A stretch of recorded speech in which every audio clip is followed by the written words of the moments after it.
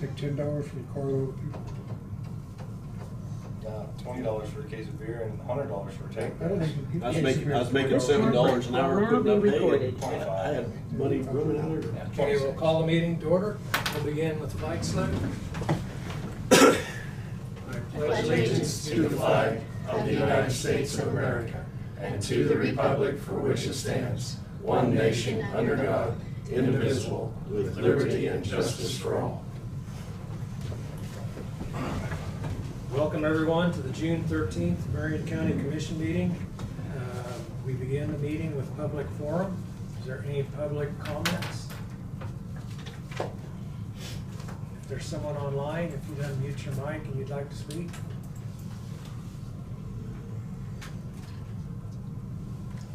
Don't see any activity. No. All right, we'll move forward to agenda approval. I believe there's an addition at 12:45. Yes. Any other changes? If not, we'll move into administrative business. Tina? Okay. In your packets, you had some department revenue reports. And I have several sets of minutes there for you. I have June 6th, June 8th, and 9th. Okay, Commission has had a chance to review the minutes. Is there a motion to approve? So moved. Motion by Commissioner Gearing to approve the minutes of June 6th, 8th, and 9th. Second. Second by Commissioner Becker. All those in favor say aye. Aye. Opposed, nay. Motion carried 5-0. Okay. We do have some early checks.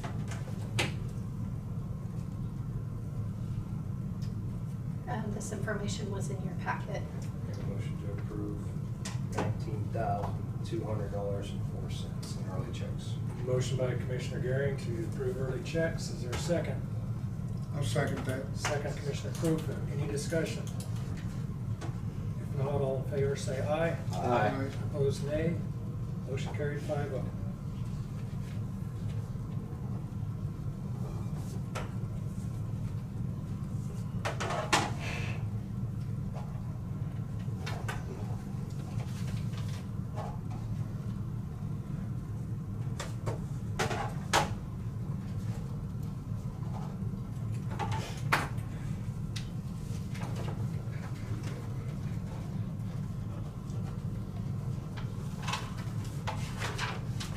In your packet, there was a job description for the emergency management director with some revisions to it. And then also, I noticed that there are a few little grammatical things that we would want to probably fix. But if you've had a chance to look that over and you agree with it, then if we could just get a motion vote to approve and then to allow proofreading and grammatical corrections as well. Very good.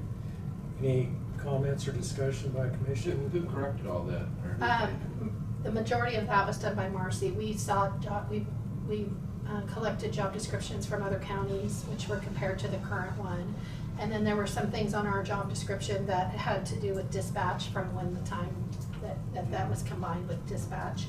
So those are some of the things that were taken off that are no longer relevant to that position. So. Any other questions or anything that catches anyone's attention? If not, is there a motion to approve the job description with the allowance for grammatical corrections if necessary? I'd make that motion.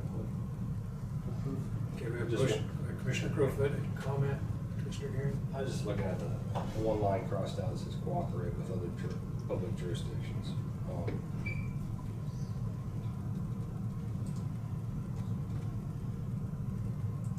Somewhere else it adds in substitutes, does stuff, but that one there is just crossed out. I think it was probably because it was expanded. It has moved and expanded, if I remember right. There's If you look down where it's highlighted right below, or If you prefer the old wording, that's fine, just develop and maintain relationships with government, private, volunteer sectors. It's just in It doesn't say cooperate. okay. Develop and maintain relationships.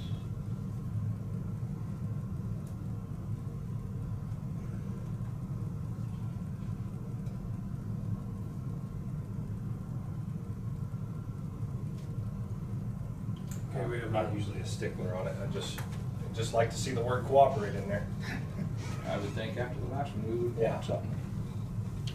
Okay, there's a motion on the floor to approve the job description. Is there a second? I'll ask one more time and then it dies. As is, or you wanna make a motion to add that back in? Dave could do something to amend. Want to amend and add cooperation Okay. in that to implement public information,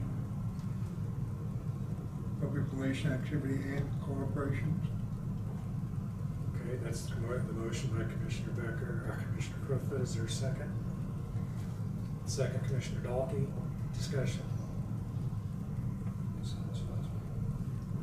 And Tina, you've got the wording? Just not- Are you just okay cross with line me out. just not crossing that Yeah. one minute? Okay.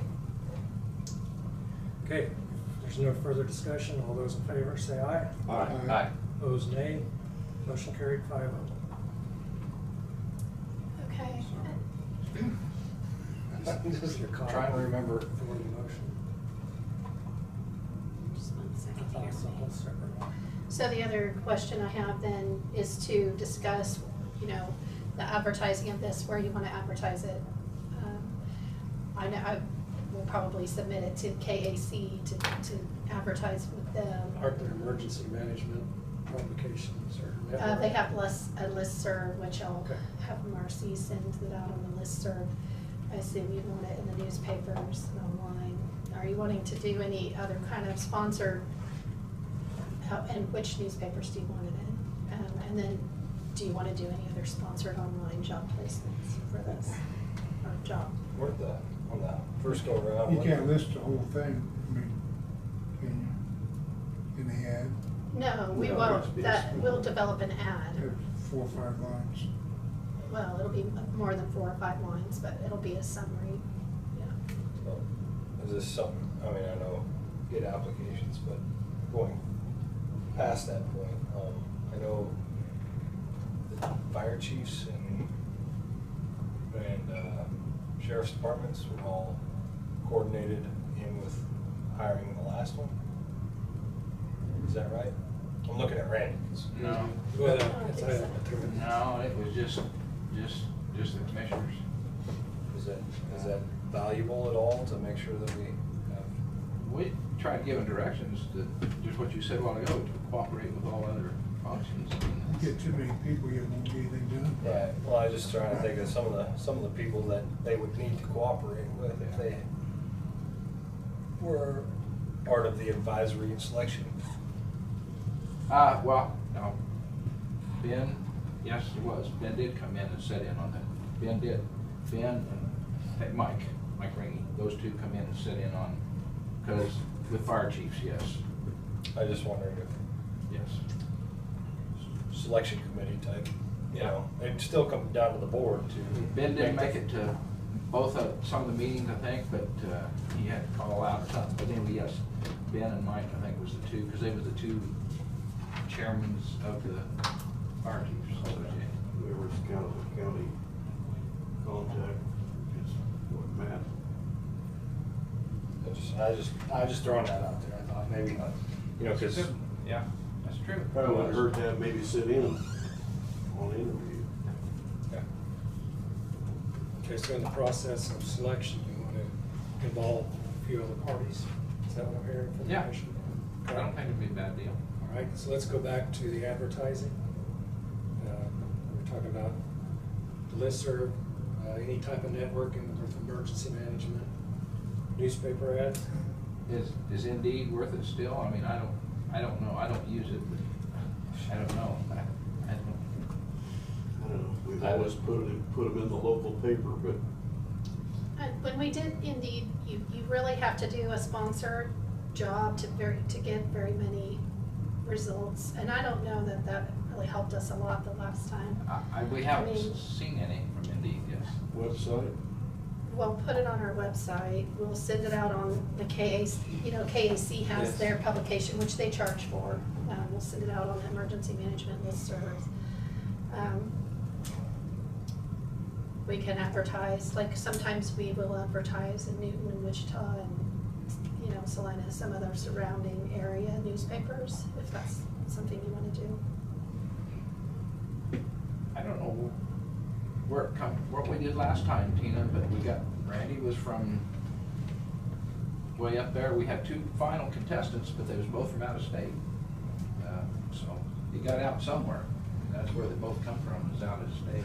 I'd say with it They have a being national a more magazine or something like that. professional position, that's gonna be internet. Seems like that's where people are going to look for Yeah. openings. So we wanna reach our local audience. So obviously local papers, how far out from Marion County do you wanna do it? Or do you wanna rely on the networking of the county association and emergency management, state and national association? We can go through there once and wait for 3-4 weeks, see what we come back with. Does that sound like a Yeah, I'd be consensus? in favor of that. Okay, just do what we need to do. If we don't want it with, 2 or more applicants, Then then we we widen the net. widen it. So do you wanna advertise in any newspapers? They still local papers, don't we? Or not? Just asking. I think we We should. kind of set a precedent that we always have, so It's about half the Oakland section. happy medium. I think we should, just, Okay.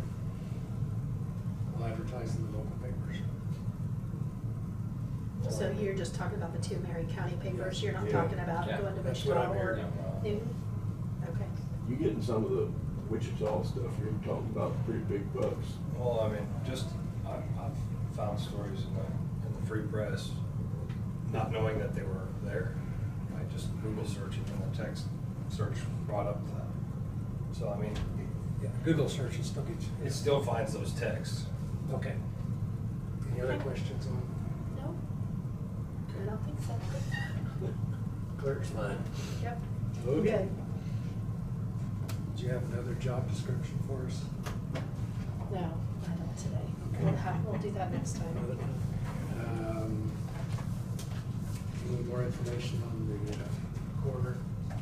No, Okay. it's on my list. Okay, we're just trying to keep up on the list. Alright. Well, one thing I will bring to the commission's attention, the Leadership Marion County program is live, and so it is on the county website, schedule is set. So if you know of people in your communities that would be interested, the application is on the website. I think they've put together a really good program. The people on the committee are real excited. I think it'll be a real good program. Anything else? Yes, actually. Sorry. No, that's okay. I almost forgot because these were added at the last minute, but on your table, Okay. table, you should have a fuel bid, or excuse me, a chemical bid. This Yes. is for Josh, to order this is specifically for the road and bridge department for chemical that they need to spray. Okay. For our online audience, it's for Garland, Rodeo, Pathway, Crossbow. The Nutrien bid is $3,799.50. The Van Dyce bid is $4,214. You want to break them out or just keep them together? I think the discussion last time was there's an advantage to keeping them together. Isn't that right? For Josh, it is. Yeah, I mean, it Not a significant He dollar winds up- difference for that one. he winds up spending more time trying to save a couple bucks than it's worth. $18 on one item. I'll make a motion to approve the low bid from Nutrien in $37.99.50. Okay, we have a motion by Commissioner Becker. Second that. Second by Commissioner Gary. Discussion. All those in favor say aye. Aye. Opposed, nay. Motion carried.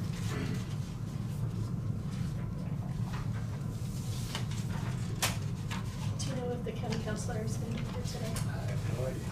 Okay. Let's just hold that. Till later. Okay.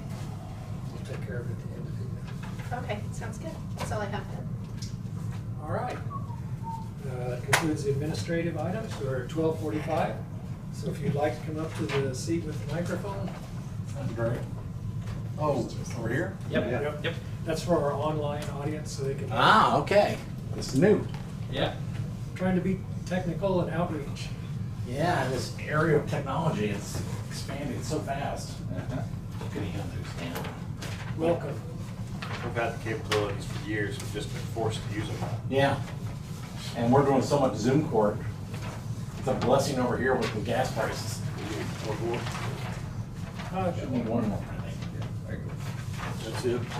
Okay, I'm Ty Wheeler. I'm the managing attorney with Kansas Legal Services out of Emporia. We are, I always have to start out by telling everybody, we are a statewide not-for-profit law firm. So we operate under the same rules that every other lawyer across the state has to operate under, except for we're not in it to make money. Sometimes we're too good at that. This last year, we actually had a decent year. And I'm sorry, because across from total representation, since I typed this, I didn't have anybody proofread it yesterday. I forgot to put in the total representation, it's 50. That's too lower than last year. And, but that's pretty good for this last year, given everything that was going on and some changes that happened. Last year, 2 of my attorneys both left. Jeremy Dorsey went to KDADS in Topeka, and Adam Gunnels went to not be a lawyer anymore. He decided he did not want to be a lawyer. Just did not like being a lawyer. So he went back to working at a university down Wichita. Yep. He didn't like the stress of it. It was stressing him out. I got very fortunate. A young lady named Molly Priest, who was practicing down in Oklahoma, had been down there for about 15 years in private practice, decided she was moving to Emporia because that's where her mom is at, her sister is at, and her grandmother is in Cottonwood Falls. And her brother-in-law owns Radius, the restaurant there in town. And so she and her husband were coming to town. He's a lawyer too. And they have an agreement between the two of them that one of them works at some sort of area that has benefits, and the other one goes out in private practice and tries to make all the money. So Molly came to work for me, and she has been a lifesaver. She knows exactly what she's doing. She's got plenty of experience, probably more jury trial experience than I have, because in Oklahoma, they do all their juvenile and child in care cases in front of a jury. So I can't imagine doing that. But she came to work for me, and then we had a lady who wanted to volunteer to be an intern named Leah Soretti. And she's from Emporia too, and she's in her 3rd year of law school, will graduate in December. And we were having a heck of a time finding somebody. We were trying all the Indeed stuff and all this stuff, and nobody wants to be a lawyer and move to Emporia. The same thing in Marion, and same thing. You know, Chase County now doesn't have a single practicing attorney except for Bill Halverson. Morris County, you can't find anybody to take a criminal case or domestic case. You got to go to Emporia or Manhattan to get somebody. And it's getting to be that way over here. You know, once Susan went on the bench, there's really nobody here to do a lot of things. You know, Josh and Courtney went away, and so it's getting to be a little bit difficult. I mean, I noticed that the people on the appointment list with Judge Power, when Judge Power said they're on the appointment list, I don't know that any of them are actually from Marion. So, but we hired Leah. We're going to hire Leah in December as a full-time attorney. She's a Washburn 3rd year intern anywhere, so that means she can work for 30 hours and get school credit for it. That's awesome. Yes. So basically, we're back up to speed because Molly and Leah can handle a lot of stuff. And we're back to practicing mostly normal. Marion County, Morris County, and Anderson County are still letting us appear by Zoom on a lot of things. If it doesn't require evidentiary, if you don't have to turn evidence in, they don't care if you Zoom in, which is great. Because driving over here for a 5-minute hearing and driving back, especially now with gas prices, is ridiculous. And I really appreciate that your judges in particular have been very lenient about allowing us to Zoom in and Zoom out. Going forward next year, you know we have this, so. Yeah. Yeah, no, I like coming and talking to the Oh, commission okay. because I get to get a feel for what we're doing in your community that maybe we shouldn't be doing or should do or that sort of thing. And it's always nice to meet you guys. In Marion County last year, we did 50 cases basically. 50 people were represented. 19 of those were civil cases, 24 of them were public defender cases. A lot of our public defender cases just don't get closed because child need care cases last a while. They can be as long as 3 years. And we just started doing public defender cases over here 2 years ago. So some of the cases haven't quite got to that age where we're going to close them. We're probably over here about twice a month. So it gives us a lot more access to your population than we had before. We've got Judge Powers to agree to set all PFAs on 2 times a month. So we weren't just driving over here for a PFA here and there and PFA here and there. I knew to block off my calendar. This is Marion County PFA time. I might need to go over there. And we're really short notice on PFAs. When somebody comes in the courthouse saying I'm being abused, I need a protection order, they have to set it within 10 days. So by the time they get off the bottom and call our intake line down in Wichita, sometimes it's the day before we get notice. Sometimes it's 2 or 3 days before. And with our schedule, that's not a lot of trying to cram something in. So having a specific time is really great. We do not try to compete with the private market. If there's a case that comes in and they've got $100,000 of real estate out here, insurance policy of a couple $100,000, and they have an estate of $1 million, even though they might not have access to it, but it's there. I'm trying to call a private attorney and say, hey, this is a case you can make money on. If a lady comes in and says, hey, my husband is beating on me, that's a case we're involved in. There were 15 rejects in Marion County last year. That means there are 15 people who contacted us who met our financial guidelines and were in the case types that we do that we couldn't help because of lack of resources and staff. And some of them, a lady calls up and says, listen, I need a divorce. And we talk to her and find out the reason she really wants a divorce is she got a new boyfriend she wants to be married to, and her ex, or soon-to-be ex, is over in El Dorado in correctional facility. And so that lady, I'm telling, listen, go hire an attorney. But on the stuff we do, I think we're probably as good as anybody. Because when it comes to custody, when it comes to protection orders, we know what we're doing. I've been doing it for 30 years now. I promised KLS when I came to work for them, I worked for 2 years, and I was going to go on and do something else. And about 2 years in, my boss left, and I became the boss over in Emporia. And they let me do what I want, and I have a lot of fun doing what I'm doing. And I haven't burned out on it yet, which is hard to believe. We did one successful disability case over here for a child. We stopped doing adult Social Security disability cases because those are now done in Topeka, Wichita, and Kansas City because that's where the hearing offices are. On kids cases, they generally don't make the kids come to court, so we can still do the kids cases in our office, and Flush United Way likes us to do some of them. But we put $225,000 back into our 7 counties just through the 8 cases we won, which is, that's a lot of money for people living on the poverty line. And probably more important than the cash benefits, they get a medical card. That way they can go get the treatment they need, see the doctors they need to be seeing.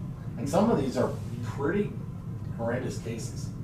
I mean, when you're 5 years old and you've got leukemia, you need to be getting treatment. So I like doing those kind of cases and those kind of things. I like helping somebody who's been abused get out of that relationship. Last year, or the year before, the AG's office changed a guideline in one of our funding sources called VAWA, Violence Against Women Act. We get some funds from VAWA. We call it VOCA, I don't know, Victims of Crime Act. Anyway, they allowed us to expand from doing what we used to be doing, which was only PFAs. Now we can help them if they're a victim of crime in the PFA, continue on, do the divorce. So that's one case instead of 2 now.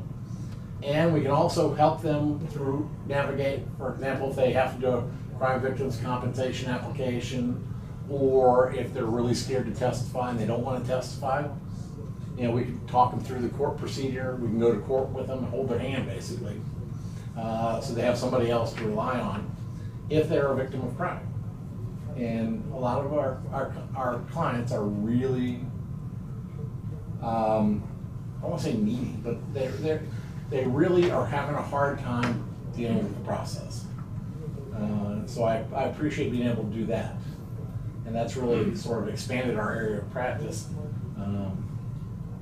And probably the main reason I'm asking for Marion County money is because Marion County is about an hour away. And I gotta pay either myself or somebody else to get over here. And this way we can do cases here for just about the same thing we do them in Lyon County. And not have to worry about the cost or the procedure, you know. Because I don't have to look at a case and go, well, I'm gonna take this one in Lyon County and not take this one in Marion County. I can just look at them and say, hey, which case do I want to take? And so I appreciate coming over here. Your new judge has been great so far, and your new county attorney is really good. So feel free to ask about us, whether we're doing a good job in your community. And if you have somebody that you meet that has a legal need, send them to us. Because we did a legal needs study 2 years ago and found about 85% of the people needed an attorney or thought they needed an attorney. Less than 70% of the whole sought out an attorney because they didn't think we would solve the problem and they thought we would be too expensive. Well, the good thing is we're not that expensive. And I think seeing an attorney is like seeing a doctor. If you think, oh, I ought to get this big bump looked at, yeah, go see a doctor. If you think you have a legal need, go see an attorney because they can tell you really quick and keep you out of a lot of trouble down the road. You guys have any questions? Mention something to start with there, the jail thing. Is there still a lot of interconnection going on with ladies and men that's in jail? Not About that- 5 years ago, it was really hot and heavy. Not that I know of, not really, not anymore, I don't think. You know, we've had some changes. Chase County went from being a really nice place to store some of our Morris County inmates to now they're not taking any inmates that aren't federal inmates because the feds pay so much more. They can make a lot more money off them. I don't blame them. Lyon County used to be housing a whole bunch of Johnson County inmates, and that sort of quit with COVID because they didn't want anybody coming in, going out, coming in, going out. And one big change that has really been hurtful for my clients, the public defender clients, is all the jails have stopped doing work release of any type because of COVID. And I'd like, hopefully we can get past all this COVID scare and get back to that because, you know, if you have to go to jail for 90 days or 60 days, you're not going to have a job when you get out. No, very few employers are going to say, "Oh yeah, I'll hold your job for you." So, you know, They might nowadays because they need help. yeah. Oh no, it's amazing to me. Please come back and check with me. The number of people who find jobs, and then the number of people who just can't seem to find a job to save their lives. And I think it comes down to trying. So, You have to leave the house. yeah, you have to actually go put in applications and do stuff. And it might be nice if you actually put on a nice shirt, combed your hair, and Asking way too much. leave the booze breath at home. So, Yeah. but And sign up for the drug test here. yeah. Oh no, we have a drug court over in Emporia, and it has about 70 people in it. Let me tell you, employers salivate at the thought of getting a client who's in drug court, because in drug court they're going to court once a week. Every Wednesday at 12:45 they come to court, and their case has been staffed with their treatment provider, their probation officer, the police officers. You know, everybody around town is on that staffing, so we know if they're doing something bad. And they have to take UAs. And they're on what we call Century. They have to call in, and anybody with this color code has to go in by 10 o'clock that day and take a UA. And one day they'll say red, one day they'll say green, one day they'll say blue, and everybody has a distinctive color.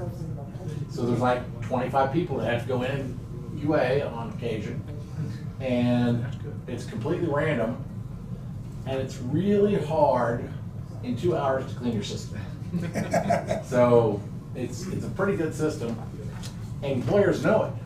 They know if I hire somebody in the drug court program, they're not going to be using it. I have less liability.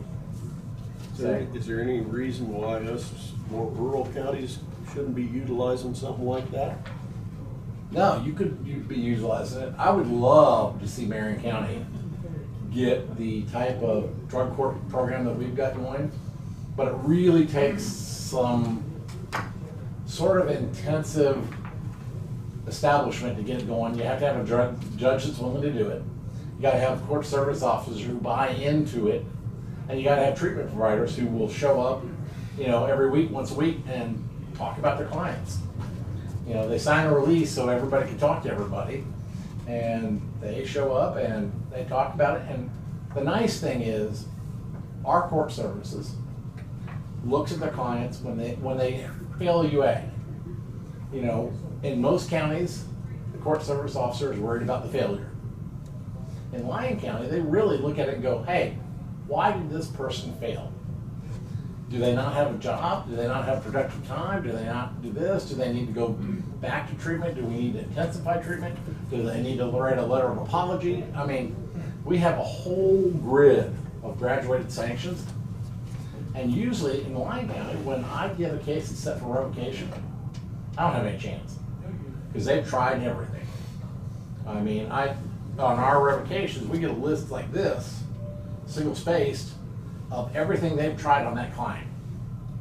And sometimes when we come over here to Marion County, I can get 2, maybe 3 revocation hearings out of one client before they go away, because they failed a UA.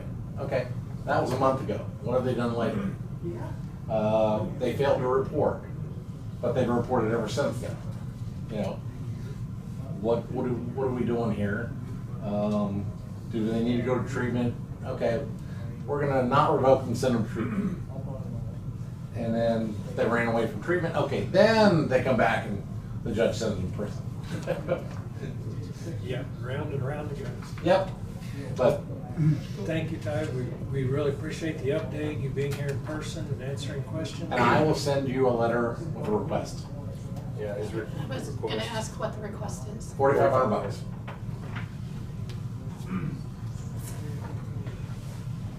Oh, I gotta go upstairs and go to court until about 4. So.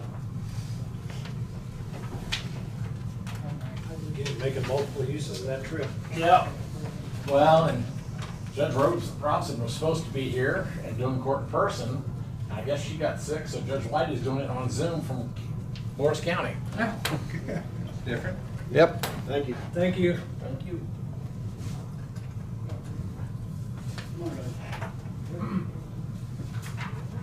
Hello, Dale. Good afternoon. Right here. Right up there next to Randy. We got 3. Oh, well, There's another chair. I'll stay because I was that way, Randy. no, just close you want. We want some good news here. Well, introductions, Jeff. Yeah, okay. While Jeff, I'm apart. Pull a chair Yeah, up there. Randy. I stand way too much. I said too much. Okay. Randy Jantz, he's the chair Yes. now for Okay. QF, so, welfare. Well, welcome. And I'm gonna turn it over to Jeff because he's the one, we got a new memorandum of agreement with the landfill that you're agreeing to it, Yes. so. And so, I don't know if any, I'm assuming nobody, last time we did this. Randy was probably. Okay, you was here. Okay, just a quick explanation. I think we started back in 2006. We started with a 5-year agreement originally to allow hunting access on the landfill. And it was a memorandum of understanding between our department, Quail Forever, and the Marion County Commissioners. And We brought it before the commissioners, everybody looked at it and agreed to it, and we have renewed it once since then, and that was for a 10-year agreement, and so our 10 years is up on the 30th of this month, and so we're back in here to see if we can go ahead and renew it for another 10 years. And so actually I have a copy of, or actually the original agreement, and I'll hand this out to everyone. And if anybody has any questions, feel free to ask. But basically, it's the same thing that we had last time. The only thing that's different is we changed the dates. Very good. Tina, you want one? That would be great. And Oh. can I get everyone's name and organization again? And it's, everything is on, with the Page 3. Oh, so Page it has 3. everyone's name? Just Okay, Yes. okay, thanks. Dale and Randy. Yeah. Yes.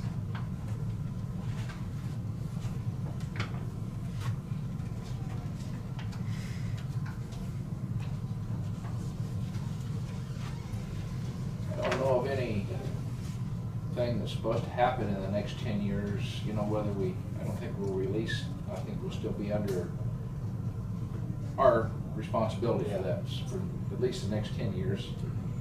I don't know of anything else, I haven't heard of anything that's supposed to happen on the old landfills.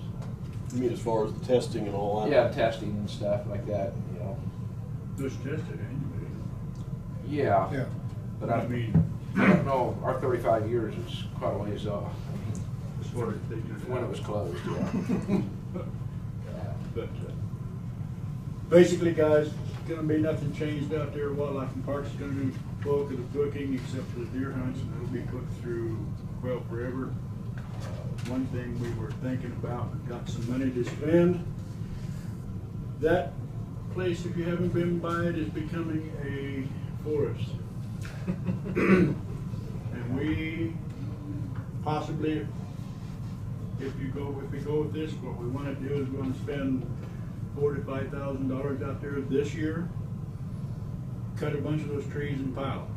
We're not talking anything in the river or in the creek bottom and the big hardwoods that are savable. With the cedars, elms, locusts, that kind of stuff. And Jeff, working with the firefighter or fire departments in the county, we're gonna see if we can utilize that a little more for fire practices and things like that. Also, we want to try to utilize it for more youth-oriented stuff, not connected with the hunting seasons. Like Quail Forever will have a youth day out there, or a trap shoot, or whatever. Yeah, I'm glad that you brought that up because visiting with them at their last meeting, what we decided to do is, with my agency, I would contribute $2,500 and Quail Forever would contribute some money, and then we would spend that to do some tree removal out there and get that thing back in shape again because it is getting grown over, and then we can, once we get it back, then it's just kind of a management. And so I'm gonna approach the Marion County fire chief to see if we can use it as a training opportunity for them, and we can get this thing periodically burned so we don't have to go back in and do the tree removal and keep it more of a natural state. Right, and it's not just a countywide problem, but a statewide problem. Invasive trees are just, Yes. if we don't get on top of it in another couple of years, it'll be We're gonna look too like far. Oklahoma. Yeah. Yeah, it's gonna be. I'm serious. And then by doing this, we can again, provide high quality habitat, Mhm. good hunting opportunities Right. out there. Right. And so it really Right, makes a full circle. yep. One thing that I would like to add to that, and you guys can take it with a grain of salt or do whatever you want, but I've talked to Josh Houseman, and I says, if we put the money in here to cut the trees, can you guys give us like 5 gallons of chemical to treat the herbaceous veg? I mean, the cedars don't need it, but the other stuff does. We gotta keep them down. See. How many gallons are we talking remedy or what's that? Probably be remedy. There may Remedy don't work well on locust trees, but there's not a lot of locust trees. Maybe it's just Crossbow on won't work RTU. too. Okay. But Well, the Tordon, that would work. I'm thinking, Tore it on with a paintbrush. Yeah. Handles everything. Yep. Yes, it is. yeah, You spray it. since that's not a cropland application, we can do that. And that's the good thing, it is non-crop, so we Yeah. can't use it at all. When it comes down to it, actually, Remedy and diesel fuel is as good as mixes any. And I'm gonna say on the outside, 5 gallons, I think Josh said it's like $140 for 2.5 gallon jug. You know, I don't quote him, but Again, it's a good investment. Yeah. if we can keep that thing, once, get it under control, Right. and we wanna do some annual burnings, Yeah. like some summer burns, and get that summer burn in there, maybe we can get some ceresia coming up. He can't spray it, he can't do nothing with it because of the condition it's in. There's a lot of ceresia out there. It's a noxious weed. And If summer we control burns it, actually help knock it back, and then you can also do chemical you get that treatment. vegetation off, get it to growing, and then you can get in there and spray it early, late, whatever. So it's kind of a win-win situation for everybody. And I will say that our hunts through the special hunts program has been very successful. Most of our hunts have been awarded, and we have received a tremendous amount of compliment. And people do, when they do come to these hunts, they do go to either Marion or Hillsborough or even Peabody, and they do eat at these places, so they do, contribute a little bit to the local economy. Everybody asked me if it's just locals. I said, no, it's not locals. I says, over the years, I have personally seen one Illinois vehicle in there on a designated weekend, several times in Missouri vehicles. Yeah, generally, it's mostly Kansas folks, but yeah, we do get some out-of-state folks. And our law enforcement, our game warden, Evan Denicky, he patrols it on a periodic basis, so we do have a law enforcement presence. Is that your son that always hunts out there? Yeah. Like, Well, it sends us a nice He- letter. Did you see the picture of his deer yeah, he shot? I didn't. No, but he sent us a letter and said that he shot a really nice deer out. Yeah, I'll show you a picture. He's pretty proud of I it. shot the little one. I'm still proud of it. If I could find it. Wait a minute, we need a trophy fee. A trophy fee? I'll show it to you. I cut the trees. No. Yeah. Well, removing the trees just makes them easier to Oh, find. wow, that is a nice deer, Yeah, big and wide. Yeah. You see it? they cut the trees by hand or with a mechanical? I Make a think better we're mechanical. gonna hire. So you like get someone more to down. cut it. Yeah, That's good. we're gonna Well- look at bidding out and hiring Yeah. a skid steer to Guess come out. somebody and do the might trees. donate some time too. Some of those guys will spray when they cut, don't they? Some do, some don't. Well, most of them do, but when there's two deals, that sprayers mounted right on the cutters, and there's also get out and spray it by hand. Yeah, but that's what we would prefer as soon as they cut it to treat it. Would you write us down the amount of gallons of chemical you want and what, and submit that to us, Dale? I can do And that. that way we can give Josh the okay to go ahead. One thing about it, guys, I'm stepping down my position with Quill Forever. I've been 20 years there. I'm kind of like somebody sitting there about so long and so long, right, dude? That's fun meters. Mr. Jim Lawson? Yeah, but Dale, you're still gonna have your fingers in the pie. I guarantee you. cannot. You never. Every you time know. I turn around, somebody, can you do this, can you do that? Yeah, I'm just, Dale, you're here today, aren't you? yeah. I'm trying to get a transition made. Good luck. Whoever needs to give us a list so we can give, okay, vote on it and Okay. get it to Josh, so he can. I'll just make out a list, probably round numbers, Randy, you guys, I'm thinking 5 gallon of Remedy Ultra and probably a gallon of Tordon. Okay, I'll get it down and then get it back over here. that'll work. Is there any? Randy's in Hillsborough, he don't ever get to Marion. Oh, Well, he every once in ventures a out while. there once in a while. Yeah. I know, Yeah. but, To get it to Josh, we can just give Josh the okay to Give it to you. give it to you. well, like I say, I've talked to Josh, and And asked him about it, and he says, well, he says, you bring it up to commissioners, if they say it's fine, so. But if you want it written down what we want, we can do that, Randy. That's, I just, something form where we know what happened. That motion? That being said, I'll make a motion to memorandum of agreement between Marion County Commission, Kansas Department of Wildlife and Parks, and Marion County, Kansas Chapter of Quail Forever to enter into this memorandum for the old Marion County landfill. Included in that would be agreement to provide 5 gallons of remedy and a gallon of Tordon. Second. Okay, we have a motion by Commissioner Becker, second by Commissioner Garing, and that would be for the 10-year Right. memorandum. Okay. 10-year. Yep, discussion? All those in favor say aye. Aye. Opposed, nay. Motion carried 5-0. We appreciate it. Yeah. Thank you. We appreciate it. Now, Good project.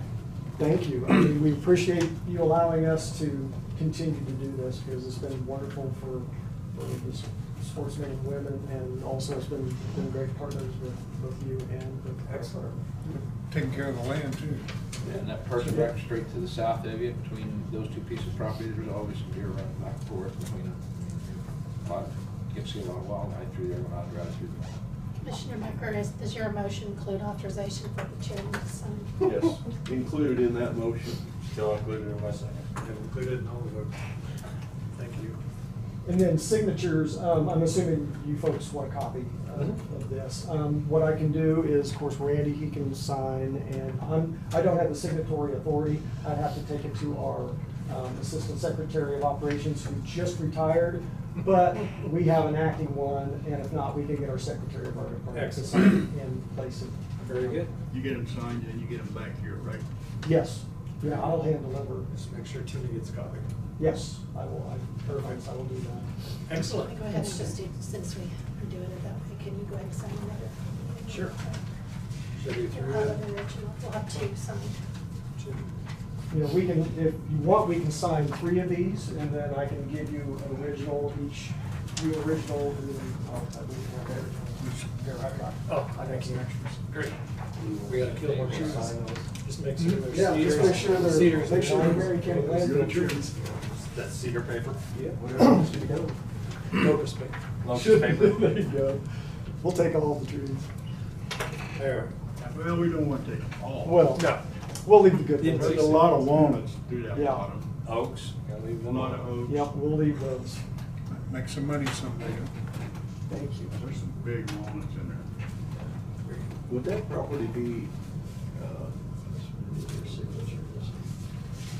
could we use one of those NRCS contracts out there on those trees? Yeah, don't ask me. That's Yeah, Dale. Dale, can we get one of those NRCS contracts on that, you know, that girding of the trees and bad You trees? cannot, because you are a government entity. Okay. After being in- I can answer that much even though I've been retired.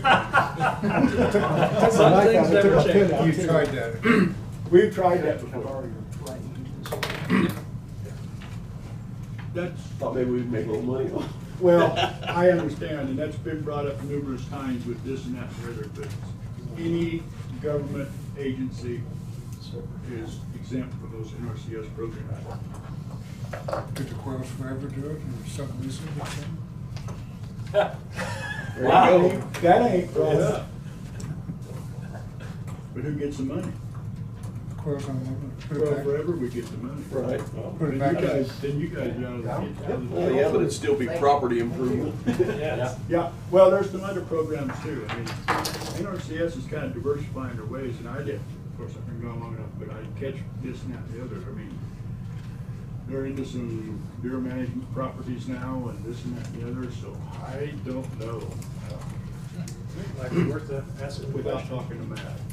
Yeah, right now I'm working with that project with Matt, and what we're looking at is trying to, instead of kind of the traditional stuff of planting food plots and planting trees, we're looking at more of using grasslands for deer management. So we can kind of protect the grasslands and show the importance of deer and how deer utilize grasslands. And so we've got a pilot project that we're starting here in the county, and we actually got funding from district manager from Marion County and McPherson County, and so we pulled that resources together. And then my department is actually working on kind of a pilot project to do research so we can kind of quantify some of this stuff, and then hopefully we can provide some, some research information to help promote this.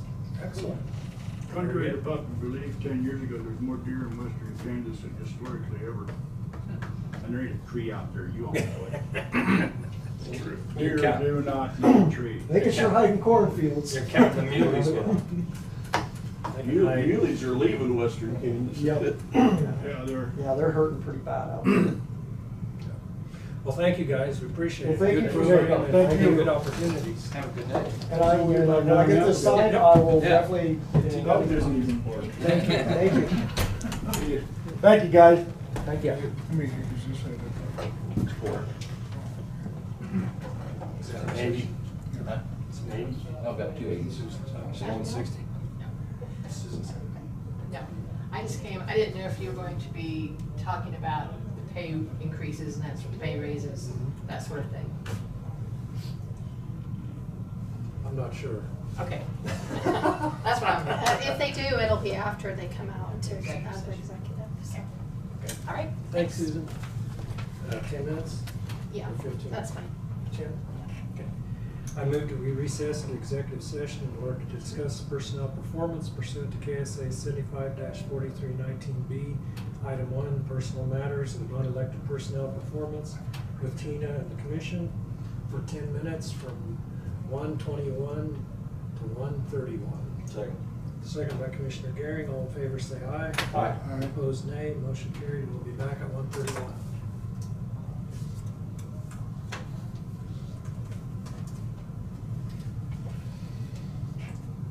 Randy, you want to get? Yep. Tina's got a lot of buttons. The red light was still on. I know. It'd probably be another 10 minutes. No, Randy, we're going to go ahead with Carl. Oh, We'll okay. do the. This conference will now be Okay. recorded. Come on in. We are out of executive session, no decisions made. We have Carl and Nikki with us. Before you take me into executive session, can I Sure. just say something real quick? Absolutely. We kind of talked last week when Carl was here, and I guess just to let you guys know or what you guys think, but it is possible that we have everyone but Debbie out in the field in the next few weeks. So we were kind of just wondering if we could shut the main office door with a sign that says to go to mapping. Debbie can help people with personal property and everything over there. But it's just easier for her to work from her own desk than having to come over to our side and sit at a desk with all of her stuff. So if I go out in the field, I'm just gonna be doing commercial here in Marion and only doing half days so that Debbie can be released for lunch, and then I'll be here in the afternoons. And then Lewis and Michelle would just be doing residential here in Marion. Is So- walk-in people slow now? Do what? Is walk-in slow now? Yeah, there's not a whole lot of traffic right now, so probably just update voicemail too to say to call Debbie's line directly if they need something. You got it under control, right? Yeah. Yeah, hopefully. what I We're not think. behind, but we're not ahead either, so don't want to get Consensus, behind. okay with Nikki's plan? Yeah. Consensus is good. Until we hear lots of complaints, and then. Run your department. You're the phone call away though, since you're in town. Yeah, You'll be here yeah. 10 minutes. Yeah, I should, I'm not going anywhere other than Marion, so I'll be here. All right, very good. Thank you, Nikki. Thank you. Sure. Yeah. All right, we'll move into executive session. I move that we recess into executive session in order to discuss personnel performance. Contract negotiation. Contract negotiation. It could actually be either, because we are paying Carl as an employee. That's So right. it could be either one. Thank you very much, Tina. Yep. I move that we recess into executive session in order to discuss personnel performance pursuant to KSA 75-4319B. Item 1, personnel matters and non-elected personnel performance with Carl, Tina, and the commission for 10 minutes from 1:36 to 1:46. Second. Second by I think Randy had his hand. Commissioner Donkey, I all in just- favor, say aye. Aye. Opposed, nay. Motion carried, 5-0. Everybody's doing a good job. Yes, sir. Yes, sir. This conference will now be recorded. We are out of executive Makes you feel session, better. no decisions made. Thank you, Carl. Okay, thanks for your time. Nice seeing Have a you good day, guys, Carl. okay? Stay cool. Alrighty. Hey, how you doing? Good, so, okay, good. Hey, Travis. Hello. Did you announce the election? Yes, I did. Sorry. At this time I remember. Commissioner Becker had asked for an ambulance transfer discussion, so I'll turn it over to him. You know, after our discussions last week, and I've had discussions not just with Jeremy, but Mark, I also had a physician call me this week, a local physician, expressing some of the same kind of concerns. And of course, his concern was that the attending physician and the receiving hospital emergency room should always have the priority. That meaning, if there is a ambulance in Marion County, it needs to transfer. And so, I just, my own personal belief is I don't want there to be a patient in need of immediate care at the next location that has to wait 4 or 5 hours or 3 hours or whatever that is. If we have a ambulance that's available and a paramedic that would be on call or something that could be called in.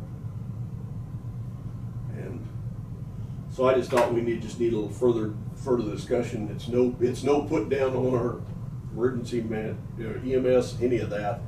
It's just, I think we need to be all on the same page, especially after I saw, Gene was pretty animated. Okay, I think what we need is a little clarity, and I know Travis has done a very good job explaining to me this very exact situation. Sure. So I think if you would come up Sure. to the microphone, Travis. You bet. Because you did a very good job of explaining to me exactly what happens in those cases that Sure. Commissioner Becker is talking about. Absolutely. Well, I appreciate your looking into it and mulling it over. I think what you said is Well, especially when, I had a doctor reach out to me. sure. So that No, kind no. of And I think reinforced that. Yeah, absolutely. And I think the main thing we want to do is make sure we all have the same information.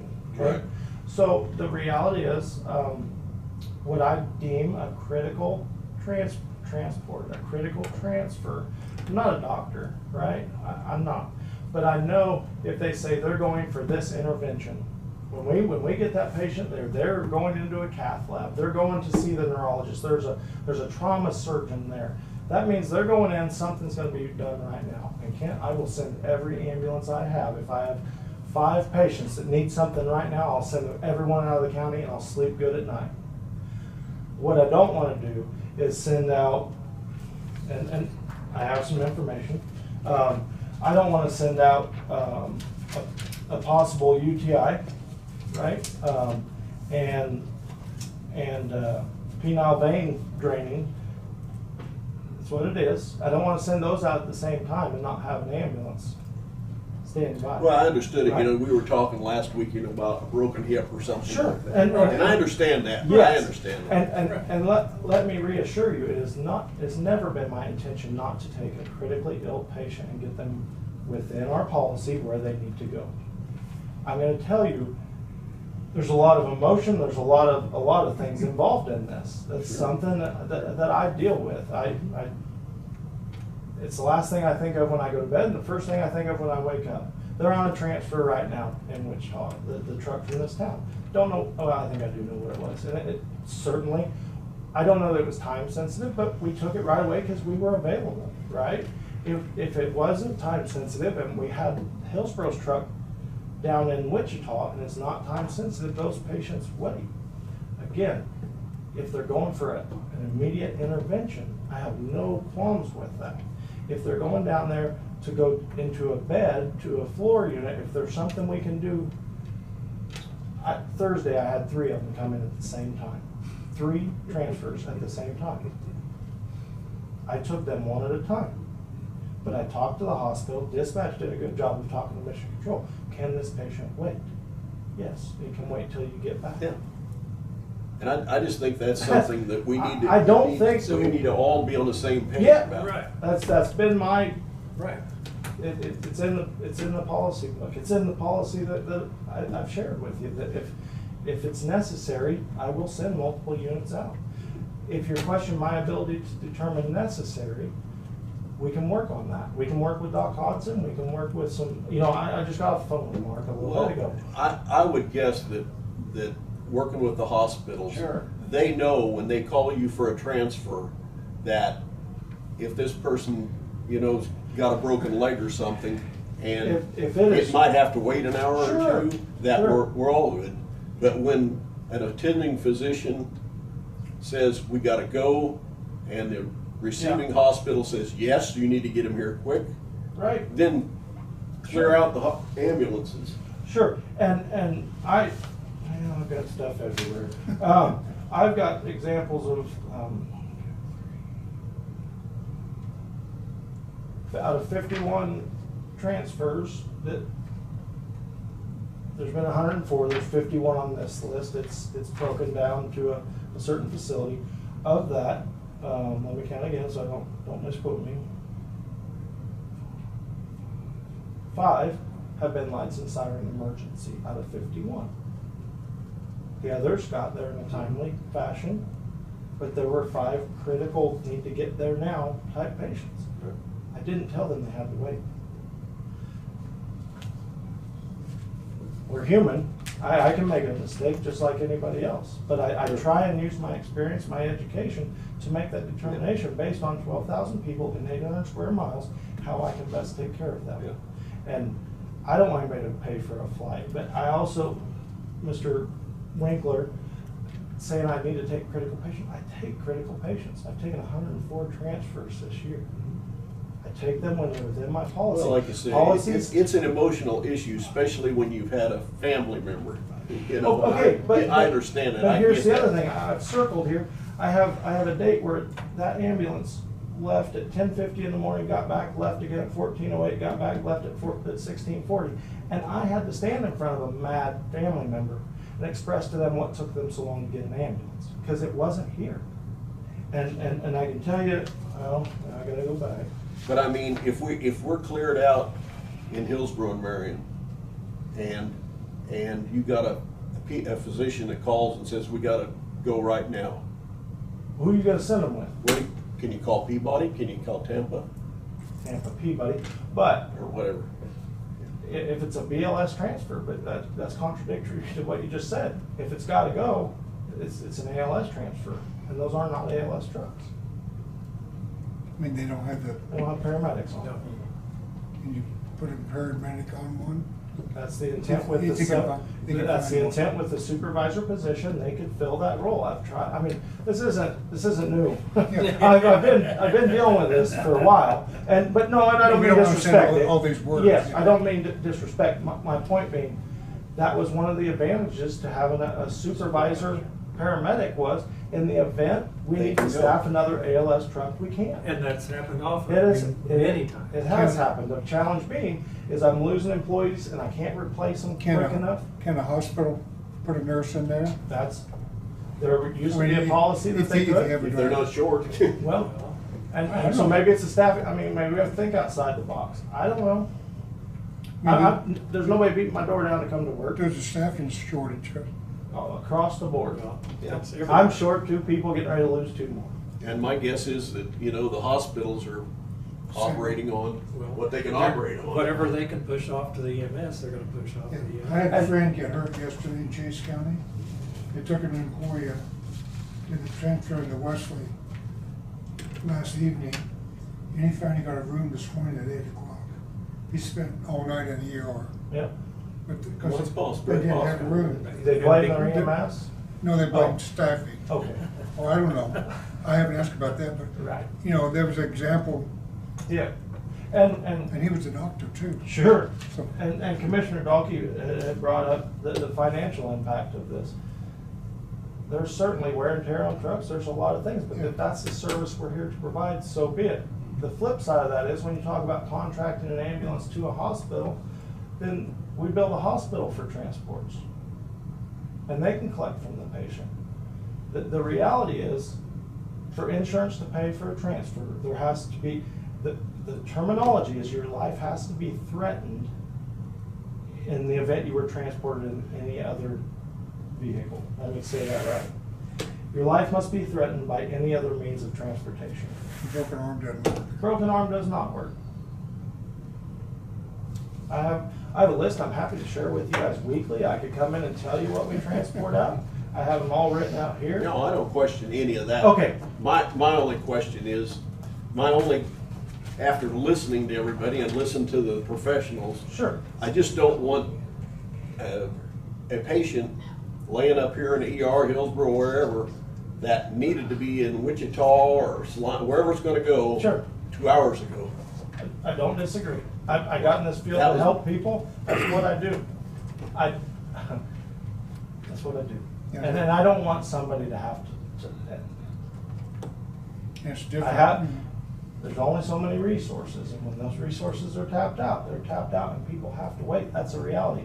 If we don't live at the corner of a cath lab, if I have a heart attack right now, I'm not getting a cath lab. You're gonna take me there. But That's part of I rural think maybe life. some of the perception is, okay, but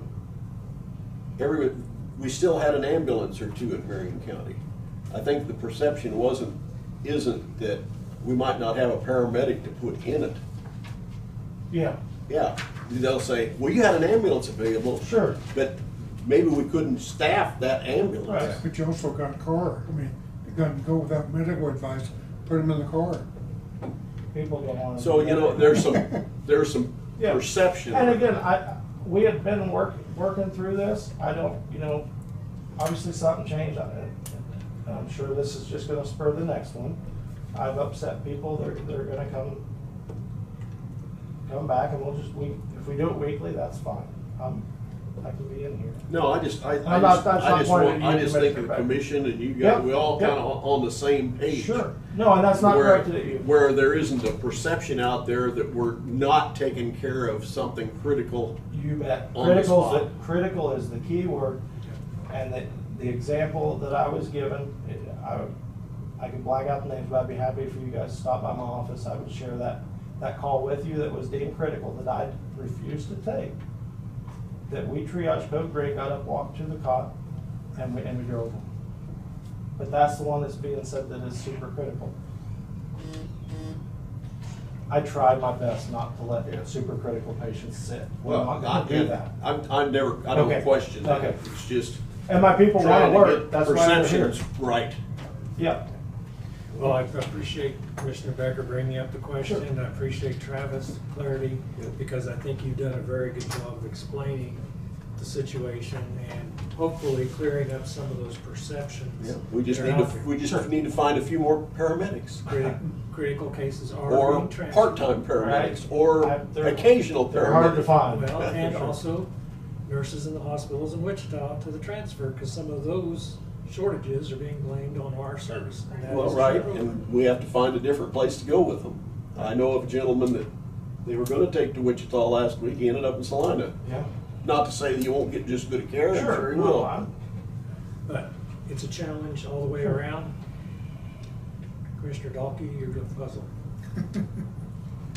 We still haven't answered the question, if Travis makes a decision, he's gonna get criticized. And we gotta stand behind Travis. Yes. So, Appreciate it. I mean, there was apparently started, back Dave and I was standing out here wrapping up the hot dog grill when somebody stopped and talked to us, and there was a blame right then. It was already a blame on that guy's shoulder that we wasn't doing nothing. So what I'm getting at is, if he makes a decision, no transport for what he thinks, then we're gonna get criticized, and that's what's happened to start this whole thing, is he got criticized. And I don't, what I'm saying is, I don't know how we can stop that. If he makes a decision. We have a policy. So if we don't have a paramedic to put on that If we truck, don't have that, that's that's good. the issue. Yeah. I also think, you know, every doctor, their patient is the most important one at that That's time. what I mean, that's a problem we face. That's too. what I'm saying right there, is the I mean, big decision. I mean, Randy said up the same thing, and my doctor was more aggressive than his doctor. I would go Yeah, first. I would trust most of the doctors in this area. If they think they need a transport now, that's it. I've laid in the hospital and told my doctor I needed to be transported 24 hours ago, and he said, you can get in your own car and go. So- Well, and Kim, to that point, I don't disagree. If they need to go, they need to go. And we've had a good relationship. I hope we continue to have a good relationship of working together and working through this. Are we gonna have some that pop up? Absolutely. But, sure, but the reality is, we will do our best to get the that's who I work for, guys. I work to take care of the patients. I want them to get where they need to go. I have to do that systematically. I can't just throw everything up and go, well, it worked or it didn't. That's just simply the way the system is built. So, but I'm happy to, like I said, please come to my office. I'm happy to share stuff. Tied up, we got to run to Hillsborough this afternoon, but give me a call, stop in and see me. I'm happy to give you my side of some things. Keep you informed. Appreciate you Okay. bringing a little more clarity Thank you. to the perceptions. All right. And you do have the support of the commission. I do feel that. and I Something appreciate that that. needs to be understood is Politics. when you got every ambulance or every resource running outside the county and somebody 5 blocks from the hospital winds up dying because they couldn't get an ambulance to make it 5 blocks. Right. And I do want to. That's a horrible situation. And I do want to touch on that just for a second, and I'll leave it alone, but when it was talked about somebody not getting transported and lawsuits coming, please know that your obligation is to provide a 911 service. As far as providing transport from a hospital to another, the county has no obligation to do that other than moral and ethic. That's where we want to be. We want to help people, right? But as far as being sued, That's one of those calls, though, he has to make. Well, yeah, Sure. and he's making them, and that's what he needs from us is their backing. Yes, and you have. all right. Thank you. Thank you. I'll try and keep you on pace. Sorry. Have a good day. All right, you guys as well.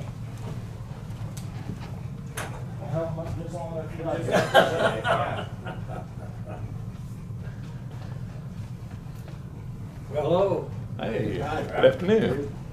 You guys know on the road down here quite often now, aren't you? I'm familiar with it. Should bring out the streamers and the balloons. Celebration. Which roads are you driving? Yeah. What road are you driving? The one that's gonna be paid for? What's that? I come from Emporia. We just set up a new toll on that. You want to go ahead and pay that? That's how we're paying for the bonds. There we go. Do you want to wait for Tina? I think she's running copies right now. Okay.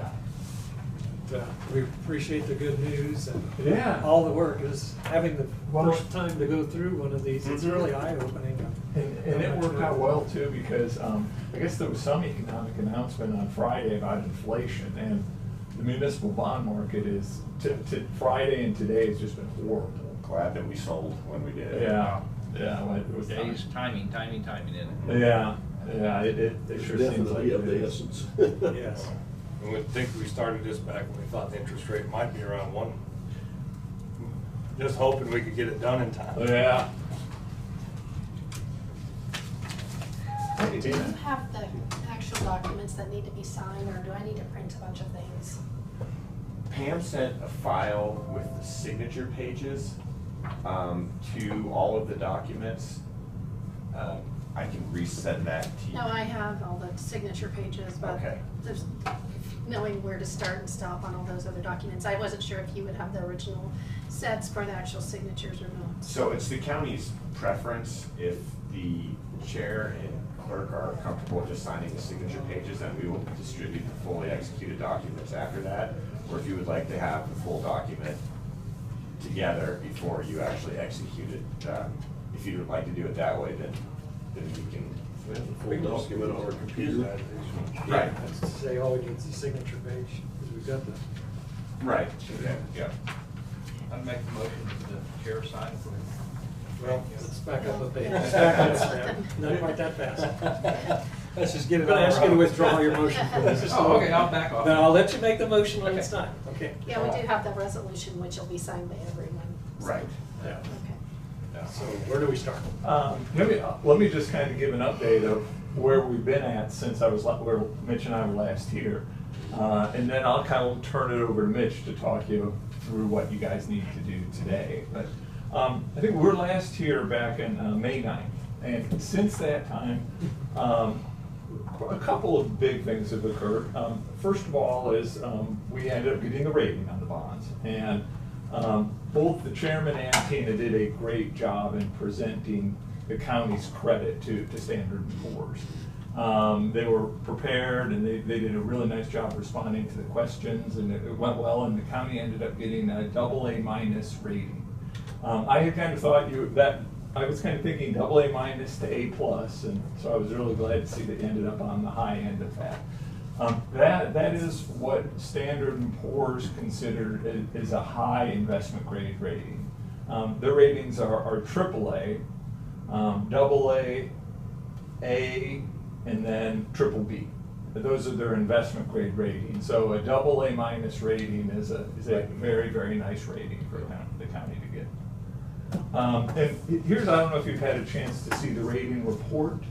Has that been distributed? Yes. Oh, okay, okay, Yeah, good. electronically. Okay, the thing that I just kind of wanted to summarize here is, they mentioned that the county, and it's, agricultural primarily, but it's had growth in the economy. But the things that I kind of appreciate here that they mentioned is the county has very strong reserves, benefiting from a modestly growing property tax base, as well as several one-time revenues over recent fiscal years, and we expect it will remain stable in the near term.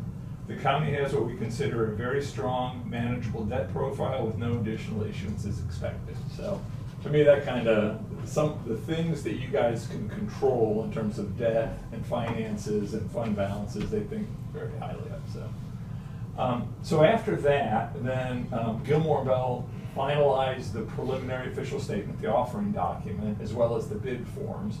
And all that was distributed to the bond market about a week and a half or so ago.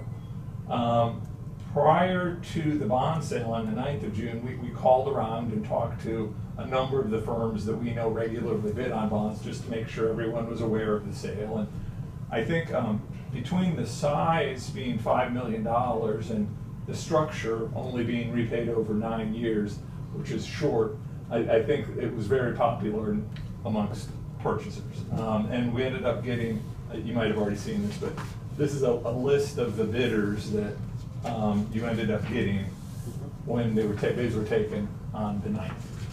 Yeah, you got that. Did you? Okay, Yeah, good. That's fine. So after the bids are received, we go through an exercise of verifying that the best bid is mathematically correct, and it was. And I know Tina came in and talked to you about the size of the issue. We kept it at the $5 million, and you'll get the premium associated with it. So this is all the results. The Commerce Bank provided the required good faith deposit, and the chairman signed the bid form. So everything is all locked into the nice 2.50% interest rate. I know you were mentioning, we were looking at more 1% at the beginning of the year, but honestly, I was really thinking we were going to end up at about 3%, and to come in at 2.5% is a really nice result. And I know you would not get that today if you sold the bonds based on the market the last couple of days. Well, to be fair, the last time you came in, I think you were shooting at 2 3/4. Yeah, 3. Yeah, no, 3. Yeah, I think the 9-year rate last time was like 3.18 or something like that. So a little well under that. So, and in terms of the middle of the year, hold on. I think I had anticipated that before it was going to be 4.061. It turns out it's 4.026 mils, a little bit less.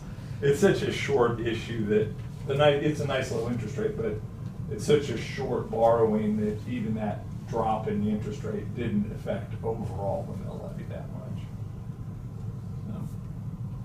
So that's it then. I guess, Mitch, if you just want to mention what, they need to do. Sure, yeah, thank you. I've been trying to pull it up and my internet's not quite cooperating with me, so. Marion County. Are you on the guest? That's okay, it's not critical. So the main action item that the county has before today is the bond resolution. Pursuant to the previous resolution that the county adopted, the chairman was authorized to award the sale of the bonds to the low purchaser, subject to the bidding parameters being met. Those bidding parameters were met, so pursuant to that resolution, the chairman's actually already awarded the bonds to the purchaser, so we already have a deal, and now all that remains left is to ratify it with the county's bond resolution. The county's bond resolution is a pretty straightforward general obligation bond document. The key items in there is that the bond is a general obligation of the county, and so the covenant is, come heck or high water, that bond's gonna get paid from all available sources of the county, including ad valorem tax revenues, which have to be levied at an unlimited amount to pay debt service if necessary.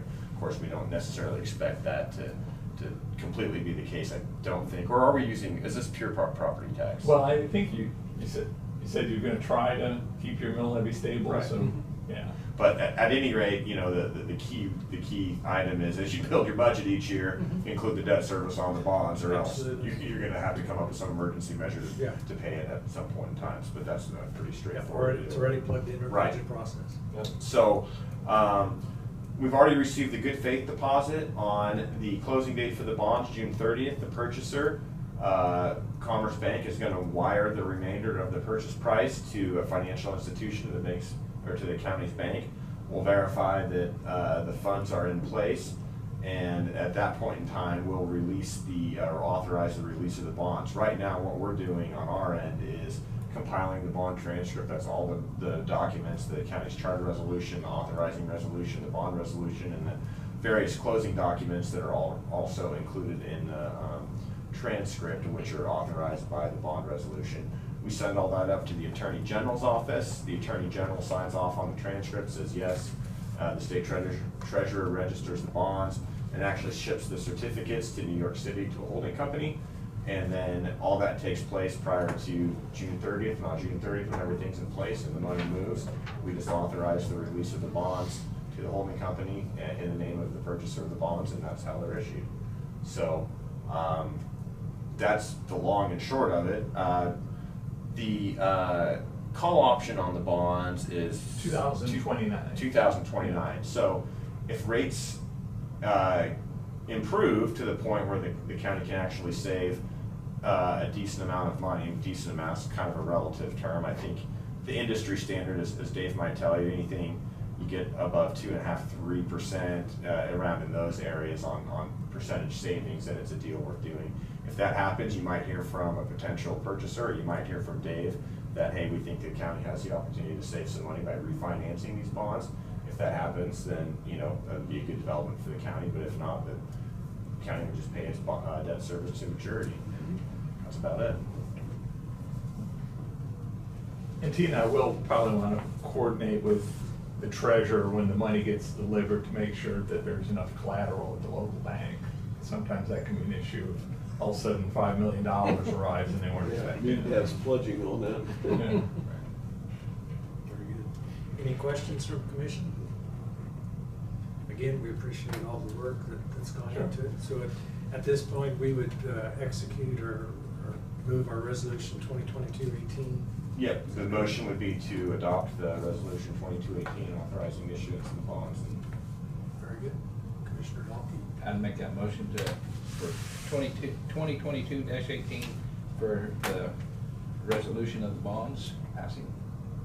Okay, is there a second? Second. Second, Commissioner Becker. Discussion? All those in favor say aye. Aye. Aye. Opposed, nay. Motion carried 5-0. That is that's the official action. Congratulations. There are a fair amount of signature pages there for the bond resolution. That's for all of the commissioners, and the rest of them will just be for the chair or the clerk, or both in some cases. I'm happy to hang around, Tina, if you want to have those executed, or if you want to do that at a later point in time and just ship them down to me. I'm happy to do that too at your druthers. Randy, your We can motion probably- included the chair to sign, right? Oh, we can make another one, whichever. Oh, okay.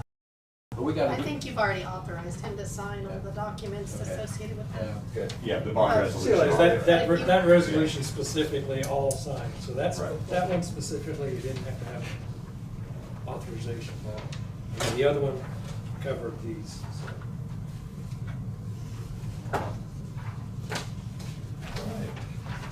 Well, 6 months later. Yeah. Better than 9. Has that been 6 months since we started? I think it was about, I had an old calendar in here that I bought down that was. Yeah, I think that's about right. Yeah. Talk I think it about it in was. January. Yeah. The Was charter it- resolution process Yeah. takes a while, that adds about 2 months to the process, so. Yeah, usually it takes, I would say about 90 days, but Mhm. that charter, Right. does that extra time. And speaking of that, Tina, I noticed a provision in the Kansas Constitution today. Have you sent the charter resolution to the Secretary of State's office? Oh, no. Okay.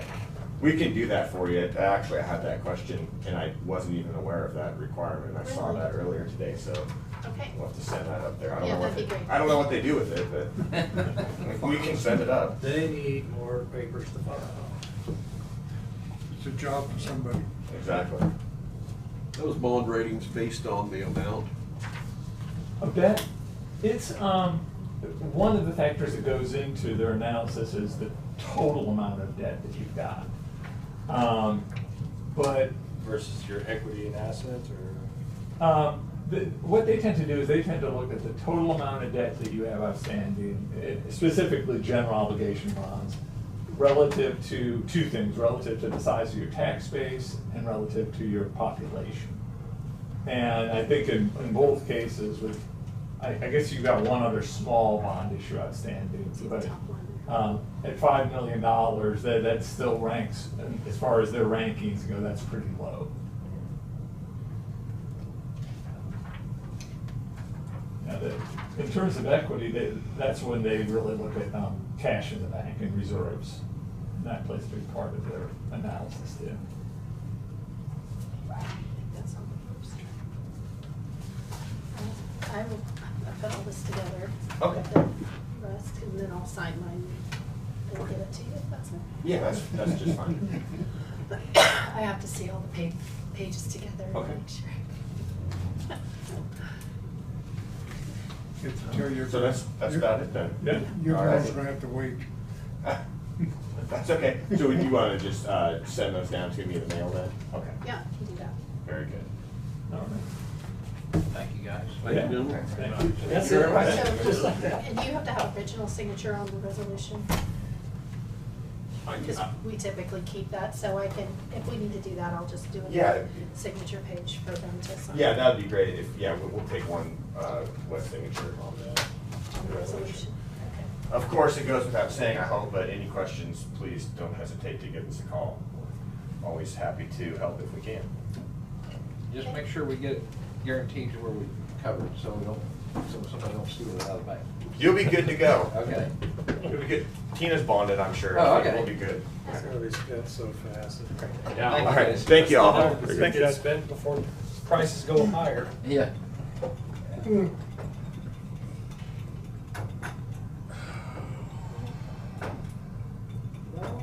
Our receiving bank has enough pledging, I'll probably give them a heads up. I'm because if gonna, they don't, they're gonna buy excess deposit insurance. well, It's just pricey. Practically have half spent. Already. Fees?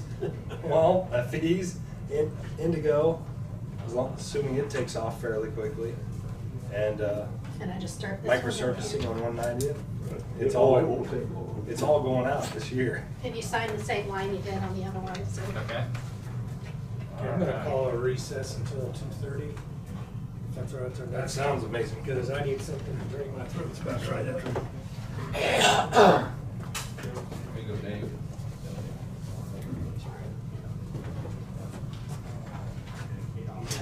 Recess. You doing the Anthony store, you say? 7 minutes. Okay, you are on.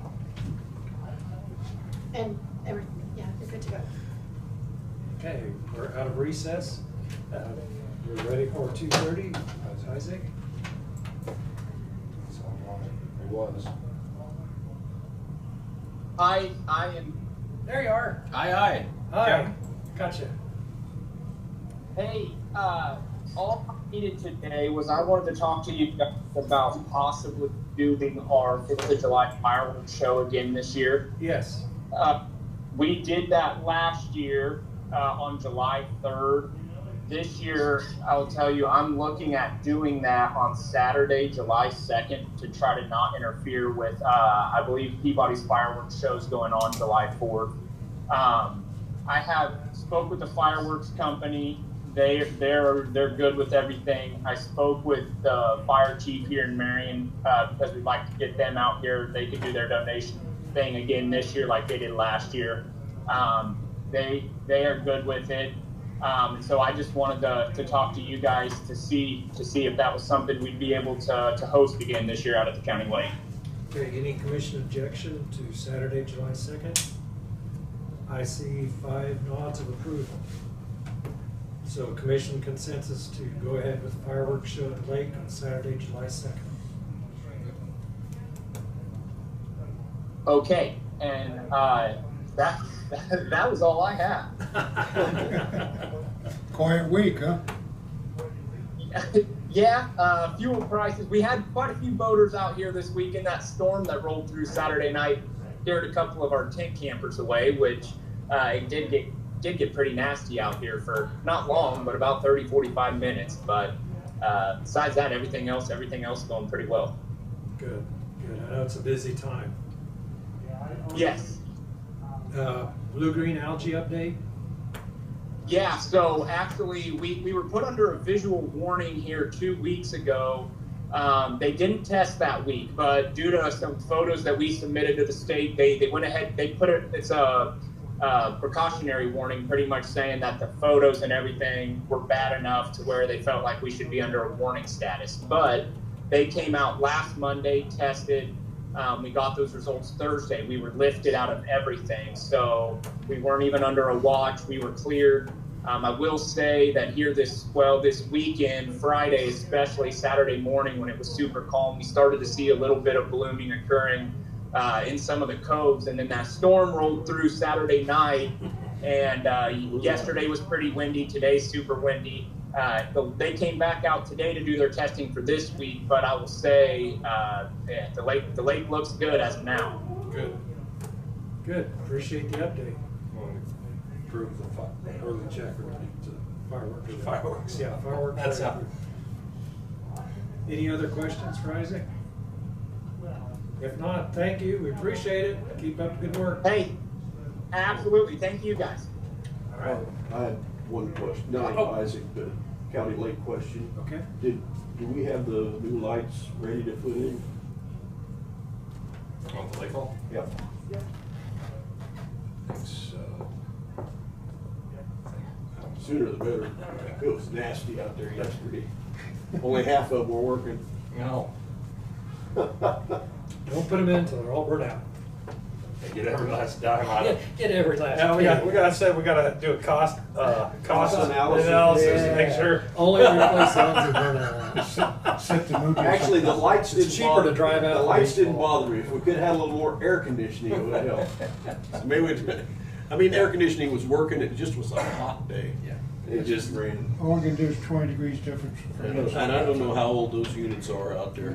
Well, I know the thermostat's old. And part of that is Probably didn't turn just them on. miscommunication, I think, because Well, and you gotta get there early, you know. I told Matt last week that he was low bid. And he said, oh, I didn't know that. It's early. Who was low bid? We're ahead today. It's early. Oh, God. You can We thank might have to Isaac. rebid this. Huh? I told him he was low Thank bid. Isaac? Yes. Just tried to text He him. made aware of So it. that's because he was on. So- He was on Who Zoom you blame it or on? on the GoToMeeting online. Myself Electronic, or I Isaac, gotcha. The chairman. or the chairman. What? There you go. Now what I do? Now what I do? All right, Bryce, give us good news. Okay, good news. It stopped raining. Yes. From your perspective, that Yep. would be good news. Yep. Actually, we are working on a real bad water hole that was holding water, so hopefully we'll make it passable so they can at least get the weed in and out. So, yeah, that. Does it start with a G? Yes. Numerous places, but anyway, we're working on that. Honestly, I really didn't have a lot. I did get a call last week. Cornejo is doing the Indigo overlay. With this rain has been affected as well, and they may want to now start the north part of that project on the overlay and in about 2 weeks. Get that part done and then wait for the subcontractor to come in and do that part and then come back in and finish. So we would get the northern part of that overlaid right away. That's the plan. Again, that was roughly 2 weeks from now. Just in time for harvest. Well, harvest, I'm guessing weed harvest should probably be done by then. Don't know. With this week, like it is here, I think There'll be these some going on. Yeah, but anyway, that's 2 weeks away. Have no idea what's going to happen. It's just got to be done. Yeah. Didn't matter. Let me ask you this, Bryce. In that mile from where 100 stops to 110th, there's a couple big swags. Mhm. What do you? Well, I talked to Steve about that today, that we were going to try to go in there and fix them.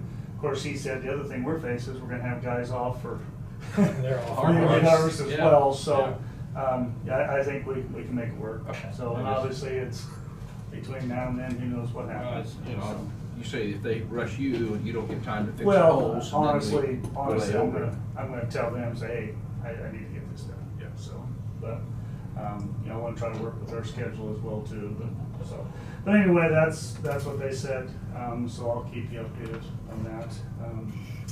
So I'd like to give you copies of, I think there's 6. Yep. Copy for everyone, including Tina. Information I got on road magnets. Checking in with these 2 companies that Brad had talked about down in Newton. I got some information back. The first one is this Bunting Corporation. Magnetics. Yeah, whatever it is. That's actually the one they're on top. They come back with a price of $33,686. And I tried to get confirmation, he didn't get back with me right away, but I believe that was for everything. We had asked them to give us connections to the front lift group, basically the J-hooks that go up on top. So we could just set this thing down, pull up to it, raise up to it, and it would be connected like that. Again, I have to clarify that, but that was $33,686, and you can read it's high density ceramic permanent magnet. You read all that stuff in there. So it's taken quite a bit of time just trying to find the right people to get stuff designed and everything else. The second one is from Dings, and they basically came back and they sent me a brochure that I kind of laughed because it showed 1970s pickups that they were pulling these with. The aircraft looked to me like a Boeing 707 or something. It's like, you guys can't come up with anything more current than that. And I was like, wow, you're welcome to go on their website and look at it, but it's like, wow. But the only thing they could come up with was essentially they make a magnet that has a frame coming up the top of it, but we would in turn have to come up with our own J-bolts and things like that to make that work and attach it. I've got to call in to find out what those would cost or see what we can find to make it. But anyway, it's at least a start. Like I said, I'd like to confirm that stuff, but at least want to get this stuff to you and what kind of price we've been looking at. I think it's definitely advantageous with as much material as we have to put down yet, to have it. So Where does Lee County get theirs? no clue. They've had it for 25, 30 years. Nobody knows where it comes from. There's no markings on it Company whatsoever. with the 1970s pickup. Could have been. It may have been Dings. That's probably why they're showing that, just to show you the longevity. Is that okay? Okay. Still working just the same as Could have been. I had talking with their director of public works and everybody up there. Nobody up there has any idea. And I mean, I've looked on top, bottom, whatever else. There is no markings whatsoever. So if there was, they Homemade, got knocked maybe. off. The what? Homemade, maybe. Could have been. I asked him, I said, would you mind if we just used that and then you could let me know when you wanted to, just to use it for a week or two? And he said, that's not how this works. So anyway, I did try. But anyway, so I'd like to follow up with these guys just to make sure, but obviously it's, and these, I'm trying to remember said what, approval drawings 1 to 2 weeks, and then it was, when we fit them in the system, so. But anyway, I'll follow up with more information, but it's definitely something to look at if you guys want to go check it out or whatever else. I But still just have a hard time believing there's not someone that's come up with that and has a marketable application. Most of the time, these are used for industrial complexes that they mount them to forklift forks, and they get however long you want them, and they just drive around the concrete. Keep them an inch or two off the ground, and basically the other big use is where they were actually designed for was to keep runways clean. You wouldn't want to blow tires on airplanes landing all the time. So they run up and down there with them, and they'll actually show them like you would the old fashioned where you would tandem, put a disc and then 2 on the outside, or mowers, same way. They'll actually go up and down with several of them wide, because obviously a runway is really wide. That's where they're really pushed. There's got a lot of wire in those airplane tires. Well, there's also, every time you land, you're also throwing metal shavings. Yeah, or whatever it may be. And like I said, that's what we're actually designed for. So everybody you look at online has those ones like that that you can use all over the place. And yeah, like I said, you're very slow. You're on a forklift, so as long as you can get over with a smooth tire forklift. So, but yeah, I've talked to all the equipment dealers and stuff like that, and they don't know either. So. If we decide to go forward, I'd be in favor of using bunting. They're right there in Newton. Yeah, and like I said, I want to confirm for sure just to make sure, but hopefully by next week I can get back with you. Okay. I've been checking on the 190th and Jade intersection. I guess for my benefit and maybe for the commission benefit, could we get a letter from Hillsborough basically asking for this request or something to that effect, so that we could put it in a system so that it was documented that that's where this request came from? You just got you get that. Yeah, I got an email basically saying, talking about them, they're enforcing it. Okay. They're deputized by the sheriff's department. Okay. So and they're good like there. I said, if that's what I was looking for, just to. Do you want an official letter? No, that's fine. Just some sort of official request in writing that we can do that. You want me just to forward you that? That'd be email? fine. Yeah. The signs are already up that we need. We may, one of the requests was to, They said that they would probably initially start pulling people over and just, warning and Yep. educational. Yeah. The other thing is when I move the signs farther to the east, I think we'll probably mount some flags on them, just to let people know that these are new signs. You can put lights on them, but the lights. Good idea. Those moving flags. Flags tend to- that yeah. They only last a couple weeks, a couple months, depending on the wind and weather and stuff. But anyway, so hopefully we can get that done this next week, or this week or next week, because we'll have to pull in locates, and I know there's all kinds. Yeah, because I know there's all kinds of utilities along there. I also have to stay away from mailbox turnouts and stuff like that, because I know there's a couple of them there too. I got it my personal. Okay. Yeah, that's where I got it. But other than that, I really didn't have anything other than told the blade men to get all dirt roads ready to go. As much as anything else, it's bad time for rain trying to fix those dirt roads, because some of them have really been hit hard, so they can get their crops in and out. So Brad is going to be here. okay, Maybe Had a couple things. okay. Got a complaint on our Diamond Vista roads why we aren't spending any money on them yet. Okay. So I went out and drove them. There are some areas, actually 340th on Falcon going north. It's it's totally gone, just about. Well, you know where the Mennonite church is up there? That corner going north. Really? Well, I drove it when it was wet, and Yeah. it was bad. It was Okay. all rutted out. Hey, So okay. some of those roads are starting to show some, Okay, well, and like I said, we've got a lot of catching up to do as far as rocks and rock and stuff. well, the question to me is, why aren't we spending some of that pilot money on that? Right. Okay, we'll follow When up. you're down south. Anything else? Yeah. Connecting links. Okay. The way I understand it, do you remember, Randy, I got my information years ago from Max Hand, he said the last time we ever addressed connecting links was 1987. Roger Holter approached the commission last year, 2 Yeah. years ago, about the same thing. And it's not that, I guess, it's probably something we need to look at down the road, but when we have our patch crews out, if we're on a connecting link, can we patch them? Oh, yeah. Well, see, we did the chip seal on South Third Street. Well, and I know we have done Yeah. chip seal. Yeah. I mean, even like that little stretch, on 290th at Durham that comes into town, goes around the elevator. Right.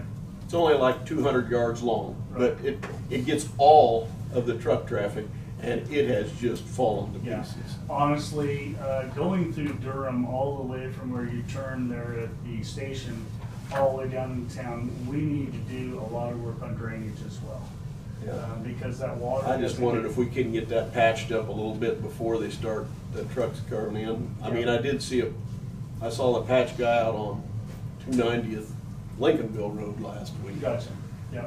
Yeah, we'll follow up that. You know, I mean, but you know, I was looking at that, and you know, those are quarterly payments, and so I just happened to pull that one up. I think it's $20 a quarter. Yeah, they're not much, and. And I just thought, you know, maybe payment in kind Yeah. by doing a little patching. Yeah, we've actually, we try to look at that all the time, you know, especially I working with them, let people know if I've got contractors coming in, if they want to do work, like the tree contract, I let everybody know I had a tree contractor if they wanted to do something, so, yep.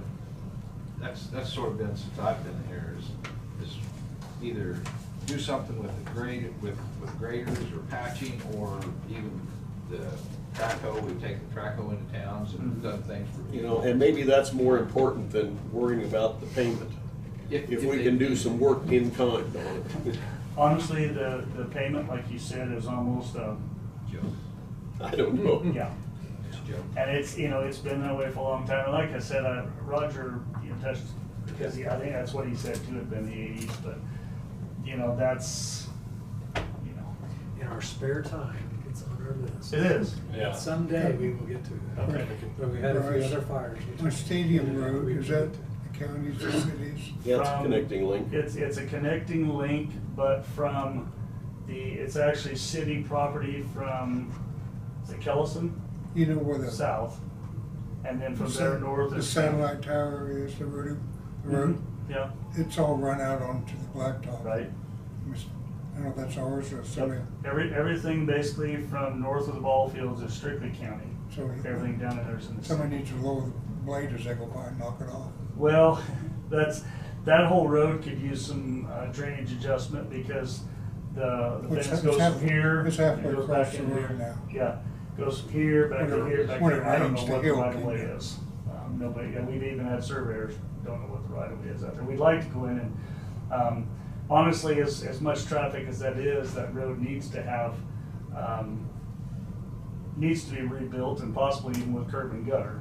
You have to try to keep Road's people pretty in. good shape, it just had bump on it. Yeah, yeah. Yeah, Mother Nature is just not been kind to us, so. Mean the cars would get in trouble. Sure. Are we using that big riprap up there on 290th, on that bridge that went out on 320th? I noticed a loader up there this morning loading that great big riprap we took out of that bridge. Okay.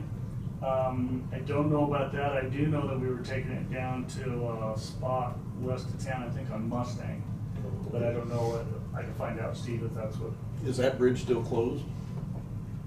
on 320th, the one that went out last week? Yeah, 3/20th, or 3/10. 310th. 3/10 and what? Falcon. Oh, okay, yes. We put in that half minute. I believe they were taking the excavator out there today because we got it back running. It's just a matter of digging out what was there and backfilling. That they might have been taking some of that stuff up there too. And then we've got the gray rock at Durham that we can put on top of it. So hopefully they get it back today. So get that, we try to do some more lining up on top because it was really weird. It took all the riprap and stuff off the top, but left everything on the bottom side. Strange. You know, usually it's the other way around. It'll work its way up and then get over the road and take everything on it. But yeah, so that's an evil. Anything else? The little cutoff road there at Potter's Corner, you know where Potter's Corner is, okay, goes in by the old, used to be the old sewer lagoons, and comes in the back way to Peabody there, Okay. down that low water bridge. That thing's in heck of condition, and I see the road barricades are up there, but I know the landowner told me they'd like to just close it off at one time. Okay. But I don't know what the city of Peabody says about that. Well, and I guess maybe you would know, we've kind of been talking, we've always kind of came to, when you go west into town, we come around the corner down the bottom of the hill, we've kind of kept maintenance up to that point. But they say the actual city limits is up there just east of, or excuse me, west of Potter's Corner. Or does it start at Potter's Corner? Is where Potter's Corner is where the city is? The corner comes, okay. We're So- on the east side of the county and the north-south side. Nighthawk and. No, it's 60th and Old Mill. Old Mill, yeah. Go around by the South co-op of station. Peabody. Oh, go around Yeah. there? As you come around the first corner, you go up and over hill, and then there's First corner. Yeah, it's the corner has been an old place where you put rock and Material, yeah. material, and then you take off there, takes you south down to. That's the city limits corner. Okay, so theoretically that would be half city, half ours. Yeah. Okay.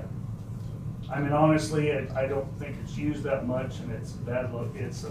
Well, it's just lately, everything's just washing down. Well, Getting and worse. honestly, those roads like that are just. That's used for a mud run, isn't it? Well, That's about all it's good that's what I was gonna say. I've been by there when it's Yeah. muddy and somebody's always been on it. Well, Yeah. that's what, that's what they get used for, so, but we'll check into Might as well put a it. water hazard. That's in too. what our resolution can take care of. Right, Well, that's what I'm just Okay, wondering. we'll check into Maybe it. Go to the city and ask them what they want to do with it, because. Cause I'm guessing they probably don't use it. They can get into their property From the north. across from the north. Yeah.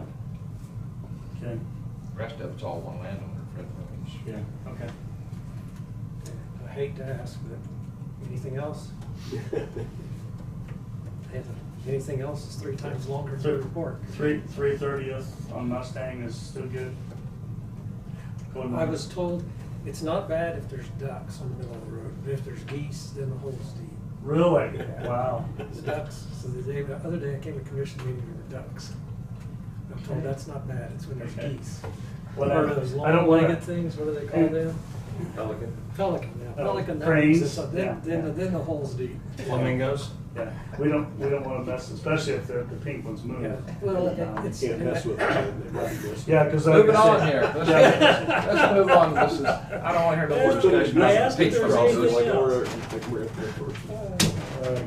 Okay, Brad, do you have some things that our county engineer might be interested in? Yes. While you're here? First and foremost, this is probably an executive session for land acquisition. Put it that way. Okay. How long? 15 minutes at least. All right, I move that we recess the executive session in order to discuss potential land acquisition pursuant to KSA 75-4319B. 6. Item 6, for preliminary discussion and acquisition of real estate. Bryce, Brad, team, commission for 15 minutes. We go from 2:56 to, Karen, help me out. 15. So what? 3:11. Wow. Bunch of sleeping.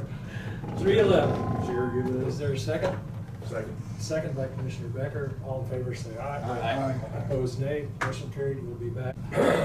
Will now be recorded. We are out of executive session. No decisions made. You have another one that includes Bryce. No, that's the only one that includes him in terms of an executive session. Okay. Our road policy. I'm just gonna start distributing everything. Okay. I didn't know if when Bryce included. Yeah, I think if he can hang, you have time to, it's always a little tough for him, I know.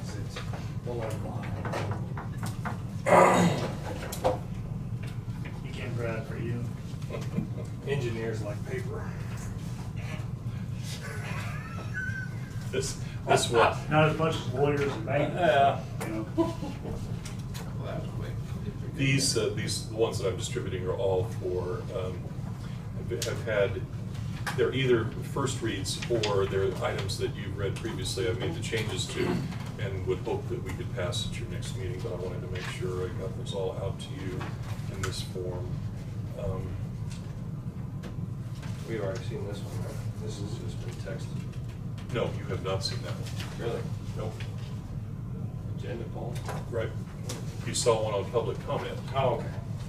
But I was asked to do this so that Tina, as well as the board itself, would have some sense. If you get a request for agenda item from anywhere, how that's going to work. The way I have done this one, just so that kind of a quick overview on it, I made sure that it was very consistent with the public comment and how that could be and is regulated on specific agenda items if the public does wish to comment.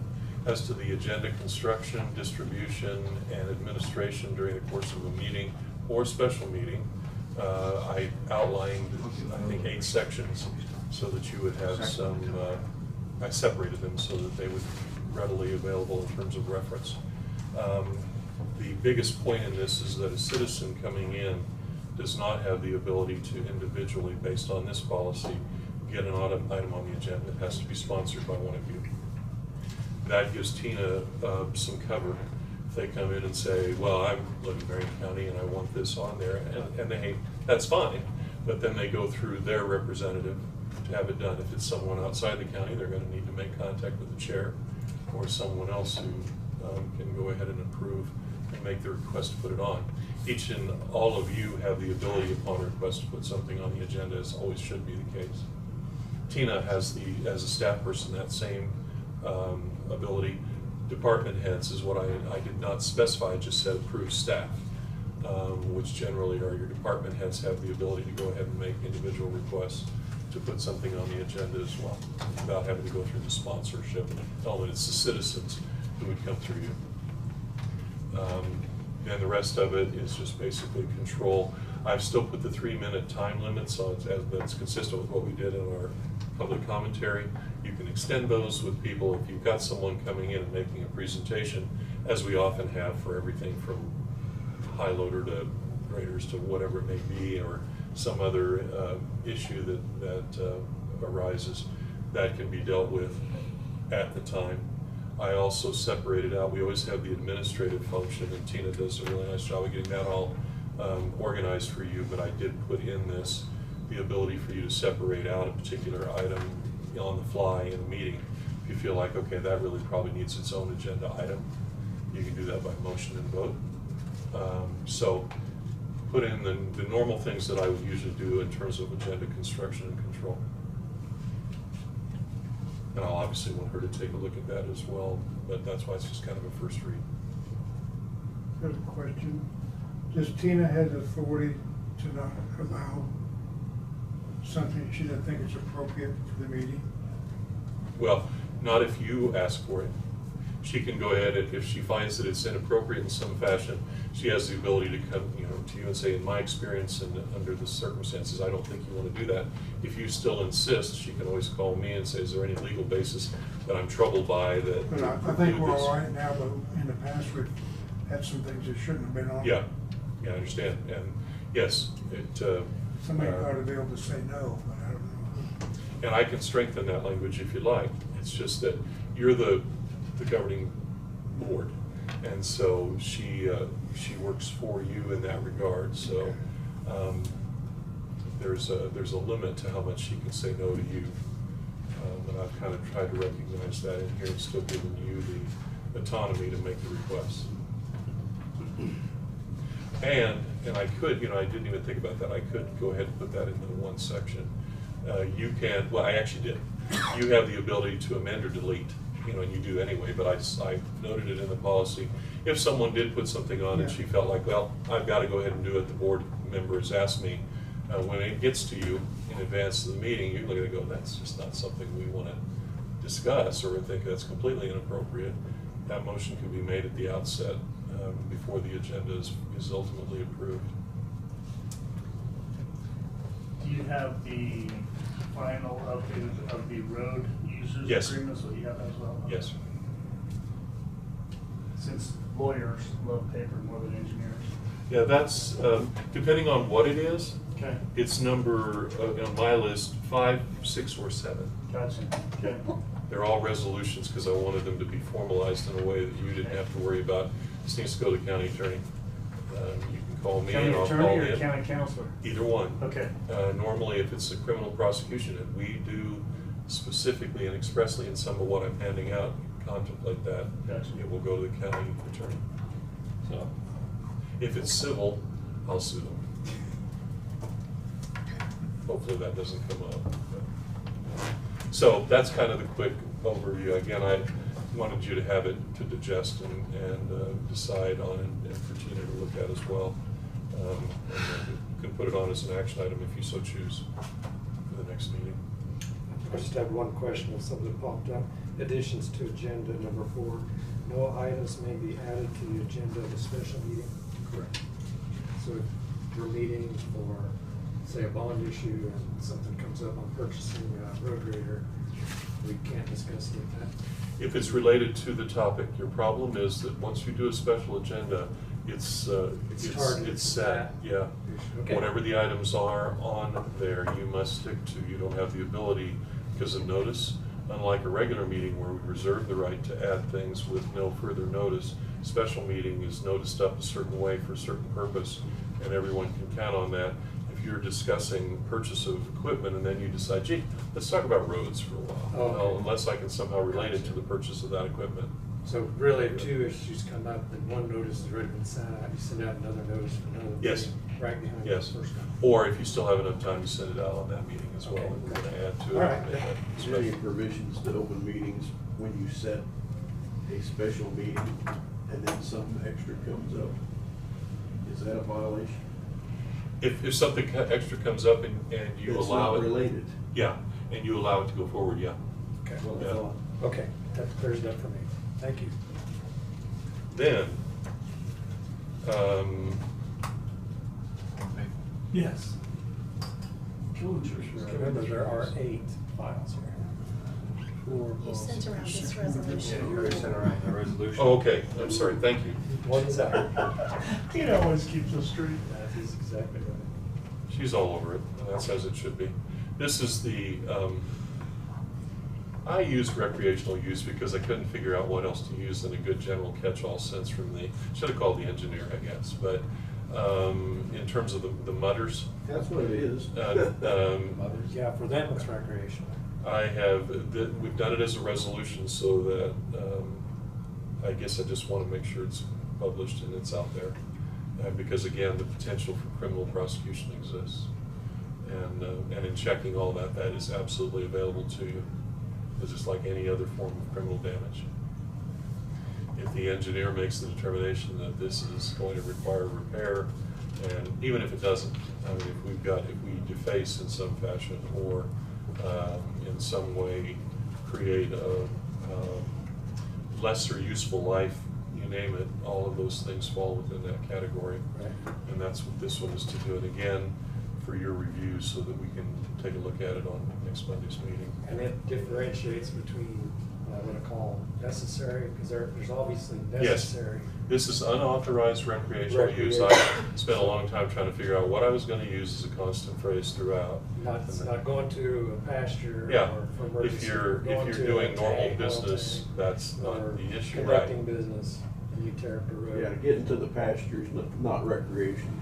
Yeah, I mean, you're gonna have guys with four-wheel drive Sure. that are gonna struggle to get there on some of those roads, and I get that. This is always on a recreational basis, which by definition, both explicitly and implicitly differentiates between Okay. a business purpose and this. As you read through it, if you're like, oh, I'd like that stated a little more strongly, I'll be happy to, but I really wanted to direct it to that kind of, there's usually very little doubt for most of us. Should we allow the sheriff to review it since they would actually Yeah. be in charge? I think it would be fine. I can forward it to him. Good, that would be a good move. He can also compare it to what, Harvey County just has been doing it on the basis of criminal damage. But he can also compare what they're using in terms of their internal, what triggers and what makes them would like to, because they prosecute them. Okay. Very good, next. Next one. Sure. You haven't distributed anything. Yeah, that's why I want to make sure. These all gonna go in our handbook? We're gonna have a policy book. A policy book. You go ahead and get me a digital network book, I'll be fine with that. I don't need, I'll carry around a book. It goes right there. That's where it will go. This is one that we have tweaked multiple times, but again, this is one Bryce needs to look at again, and then along with his application form.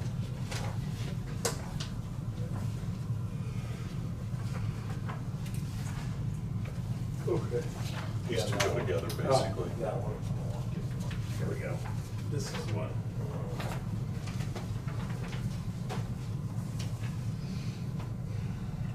I don't have a lot of comment on this except number 2 on the resolution, which deals with what all of you were concerned with. An express exception shall be recognized for minor landscape-related activities by private citizens, including but not limited to mowing, weed control and removal, debris cleanup, tree trimming that does not involve the removal of mature trees and other minor maintenance tasks. And I am open to anything else you'd like to put in there. I tried to keep them general in nature, so, because Bryce ultimately, it falls to him on their applications, but this is, you know, I drove around, and you see these guys out there mowing in ditches, and we just kind of took note of the different things that they do, and some of these areas where we've got the hedgerows, and there's no question those things need to be trimmed back, and I'm thrilled if they do it in a lot of these roads, because it keeps these trucks from getting the kind of damage that they otherwise will get. We get a lot of fallen limbs and that kind of stuff, so that, we've got property owners that are nice about picking that up as well. Yeah. So, I've had people call me, well, there's a branch in the road, I'd go pick it up, but I'm not allowed to anymore. yeah, and that's what I got the same calls you did. Yeah. Kind of the snarky, I'm sorry, I shouldn't say that word. Yeah. They were, you know, like, what are you, you know, you're really over-regulating, and that's not the intent, and I've explained that multiple times in the last month. And so I said we would be intending to go ahead and accept that out of the process, so hopefully that will address How it. long was the application good for? 1 year or forever? I think I made that 60 days or 6 months. It's been a while since I dealt with that. It's in the application itself. Kind of a strange one, because a gentleman in my area is moving a house down 290th, and I've got several big elm trees which hang out into the road, and he called me and wanted to see if he could get them cut. Does that require anything from your office? I would say that is probably, well, again, theoretically, yes, if it involves trees in our easement.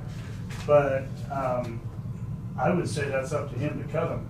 Well, it would be. Yeah. Yeah. But I mean, I think according to what this would say, it'd be yes. Yes, because if you're not concerned, you're the property owner, so ultimately this will fall to you in terms of, yeah, I'll let you.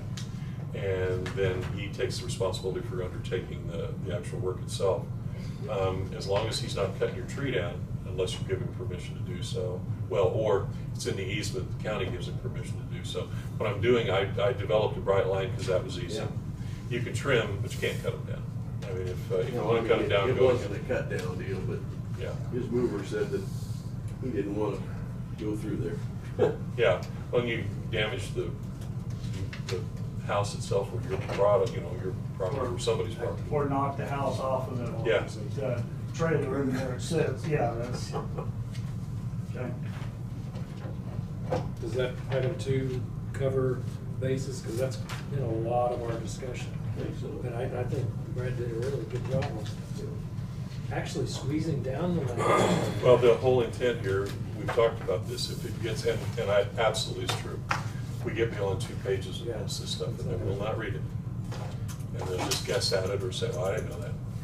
And, That's hard to cover all the bases. but I also don't want them giving you those same phone calls that we've both gotten that, well, I really, it's a twig out there, I'd move it normally, but I won't do that now. So, yeah. Make a motion to approve resolution number 2022-19. Resolution for the county of Marion regulating private maintenance or interference by private parties. I'll put that on for action next time. Maybe, I mean, you've already approved a similar resolution, so I'd like to have that one here so that you could rescind that Yeah, one. yeah. Why don't we, my intent was to go through all of these, put them all on for next week so that we had an opportunity to let Tina kind of coordinate through what she's already got in hand. Yeah. I know, wait another week.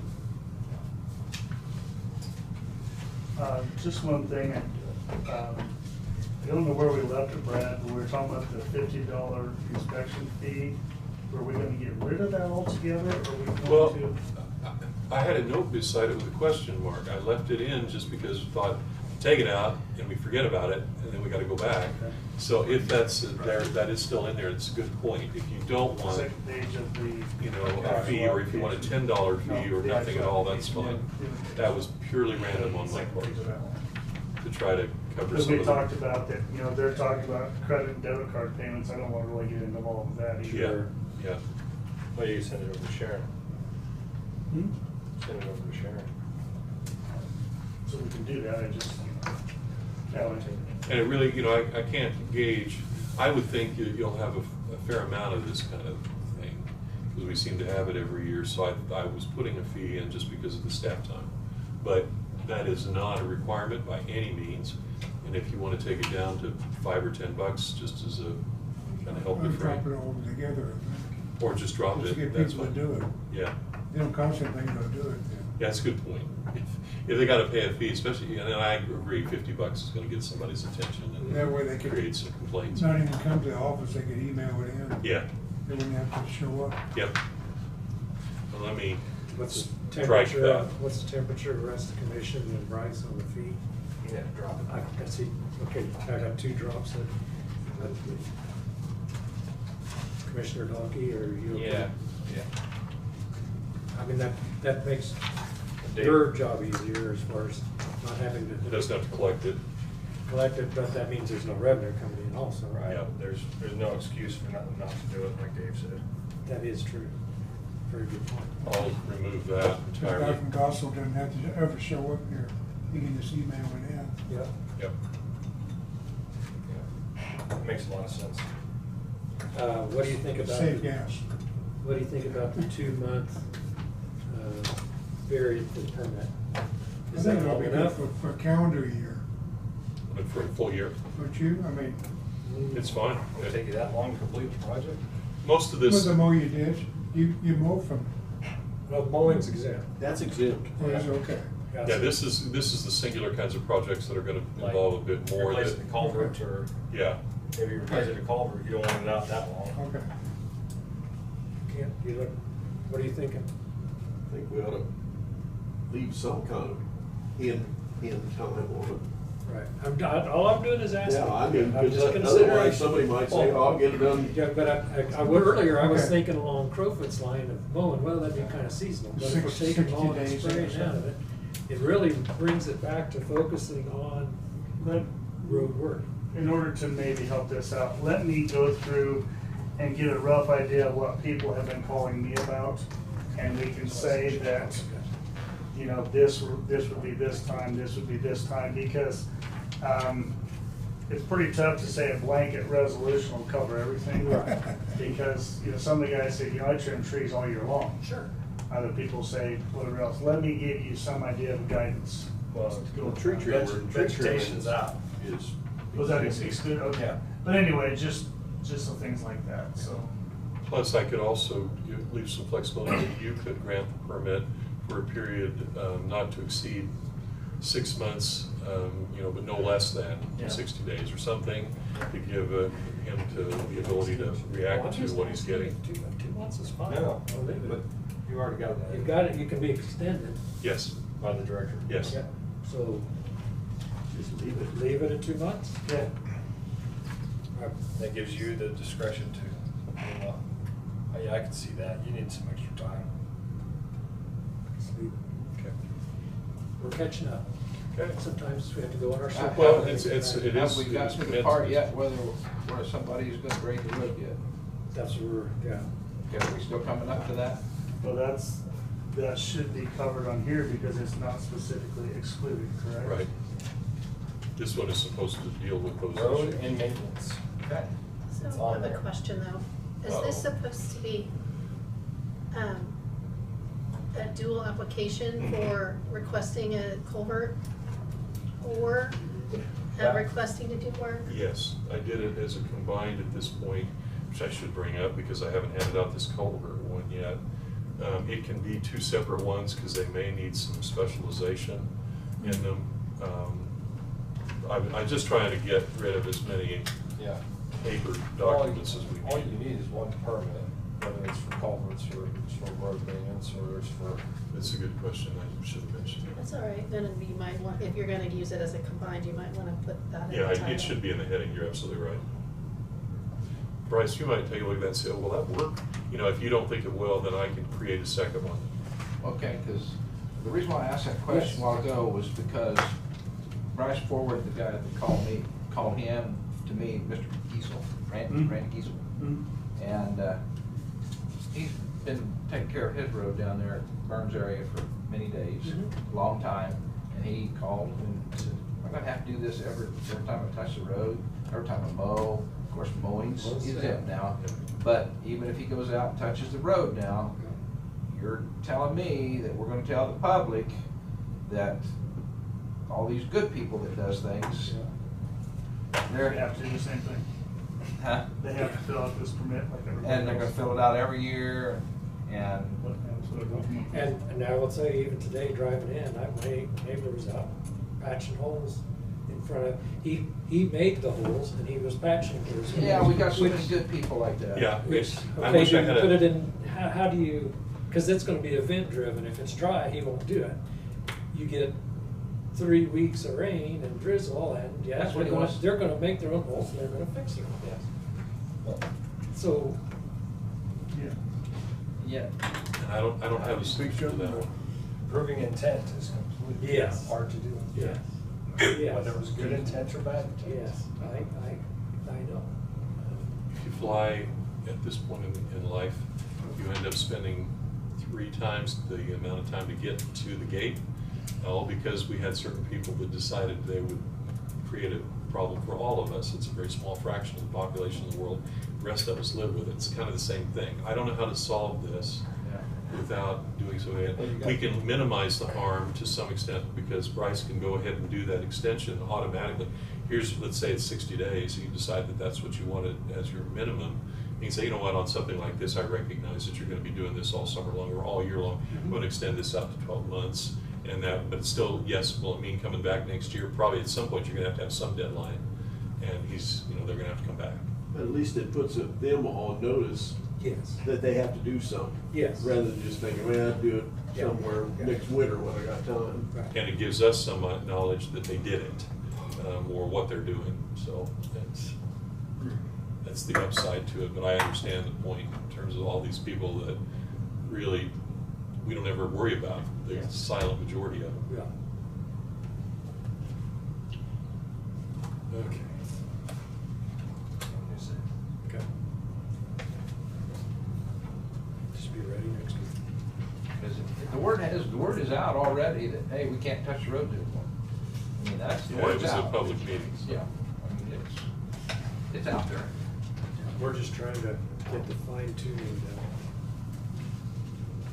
This one also, just for final review after the additional changes were made, Bryce will want to look at it. And he'll primarily be the one who gives me input there because it's, Yep. that's the culvert policy.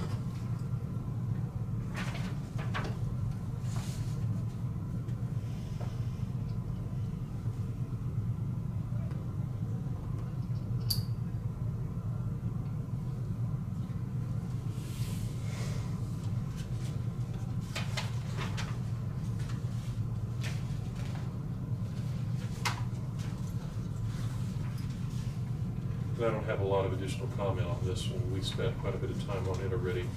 And I think what it's down to is whether, this is more technical. It probably may still need a couple of additional changes, depending on whether it adequately covers, here's, you make a request for culvert, this is the minimum we're going to do. If you want more than that, it alludes to that fact that that expense is theirs. But we're not compelled, the way I wrote this, to even do that unless we so choose.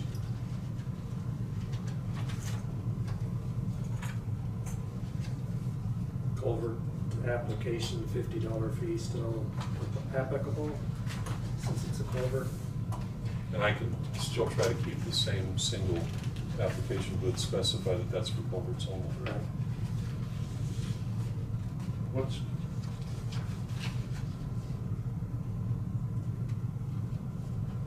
is this for every time they replace one? The way it's done right now, anytime we change one out, they request. How often you replace a culvert?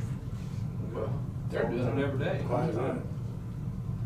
That's what I said, that's one of the biggest things I'm doing right now, Yeah. because most of my culverts out there are 20 foot wide. Well, they can't like get into them with tractors and trailers. That's, I mean, it don't wear out, I mean. Well, Not even wore out, they just, trucks drive off the side and smash the engine. Yeah. yeah. Once you get the correct Yes. size in there, Yeah. good for 20 years. Well, yeah, at least. I mean, some of them culverts have been in there Oh, yeah. longer than that. But yeah, that's the big issue, is they keep driving off the ends, they plug them up. Well, it's, especially being a concrete pipe, it's almost impossible for us to go in there and try to clean them out. And so, And then we're getting more of them, at least as I understand it, that, well, if I gotta pay to put it in anyway, I might as well move it over 100 feet south or whatever, so we're basically putting in a new one. It's called a replacement, but Yeah. that's what's happening. So, but it's the template, so whatever suggestions anyone has, let me know, and we'll make the changes for approval. You can just do the general cross through. yes, yeah. I'll send back But- letters, rewrite it then. during budget ranges, right off the bat, I've got a red pen. He does have a red pen. Yeah. He uses it pretty well. That it? That's it. The last thing I have before, I have one more executive session request that doesn't involve the county engineer. On the Miles property, the second of the two sale properties. As I said, we're tentatively looking at using the same date, just half hour, an hour apart. I mentioned already the appraise, or the review and inspection and the fee. The other thing that I need to make sure we do publicly today, if it's permissible, is they wish to have, they want to close as soon as we can, but they want until the end of July to vacate it. They're looking for another building in town, and I assume the revenue from this, et cetera, will probably help them in purchasing, and then they want adequate time to get their stuff out. That's one thing you have not approved, and I didn't feel like that wasn't just a staff revision or change, that was a material change to the. So that would be possession. Yeah. Possession on July. Yeah, I think technically we could still count possession with a caveat that they have access. And we have access to go in and measure. Yeah, that didn't seem to be an issue. Because I said that, there would probably be the need to go ahead and evaluate and and set up a bid if we had to go and start building walls and that kind of thing. Probably would want to be able to do that. I don't think anyone had an issue with that. It was just getting their stuff out. True. So if there's not any heartburn with that, I expressly added that to the contract. I just don't want to Any distribute that. commission opposition or questions? Rental. Every month, so many dollars per month. Yeah, thank you. Yeah. Thank you, Bryce. Thanks. They will get out and move out to their other Well, location. we've got a lot of work to do. Yeah. As long as we've got access. There's no doubt in my mind that they won't dilly dally. Yeah. Okay. We're okay with that? We're okay with that. Commission consensus. The last thing is an executive session on non-elected personnel. That's the B1. Thank you. How long? 10 minutes, I think, should be more than enough. All right. I move that we recess the executive session in order to discuss personal performance. Throw something away on that. Yes, I guess we'll call it. We're on. Yeah. Personnel performance pursuant to Wait a minute, KSA I don't know. 75-4319B, which is number 2. Budgets. It's B1. B1. For personnel matters, non-elected personnel performance with Brad. Would you like Tina? She certainly can, or if she's got things she wants to do. This doesn't really necessitate her presence. Commission Yes. for 10 minutes, 3:44 to 3:54. Second by Commissioner Varian. All those in favor say aye. Aye. Opposed, nay. Motion carried. We'll be back at 3:54. I wasn't clear on whether I'm supposed to stay or not. Did you If include me would or like- not include me? If you would like to stay, you may. If not, Yeah, we'll invite you in. That's a good way to do it. We'll invite you in if we need you. we need it. Then I'll leave, and if you need me, you can. That would be perfect.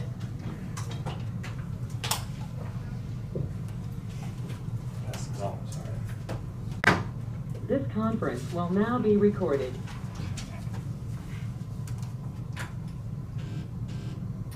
Okay, we are out of executive session. No decisions made.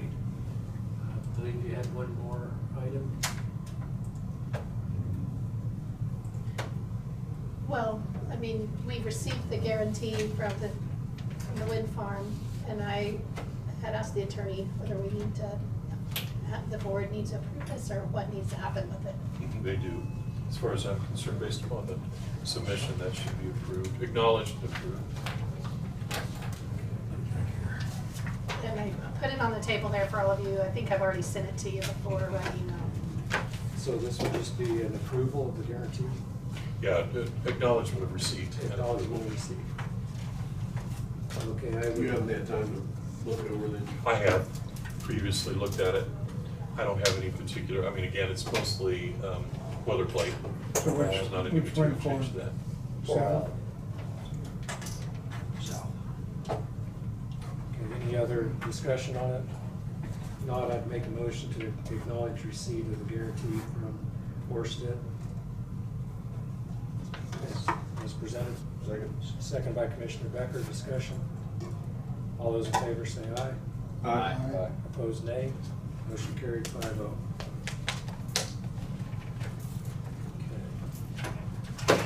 Okay. I believe the last thing I had was to wrap up personnel performance discussion we weren't able to complete earlier on the agenda, and that would be our last item for today, unless commissioners have something else. Okay. I move that we recess to executive session in order to discuss personnel performance pursuant to KSA 75-4319B, Item 1, personnel matters, non-elected personnel performance with Tina and the commission, Brad, for 10 minutes from 3:58 to 4:08. Is there a second? Second. I'm gonna stay if you got 10 minutes. Okay, Commissioner Dalkey, second. Yeah. Discussion. If not, all in favor say aye. Aye. Opposed, nay. We will be back at 4:08. Thank you for staying, Camera's Randy. on. Randy, thanks for Just staying. one second. Oh, no problem. I Appreciate it, because it Yeah, I was just got pretty those important. centimeters what I gotta go do. Oh, okay. It's still. Okay, Usually hit everything's meters, on.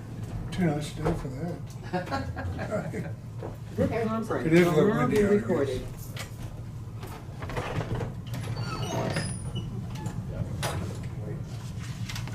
You already got the words.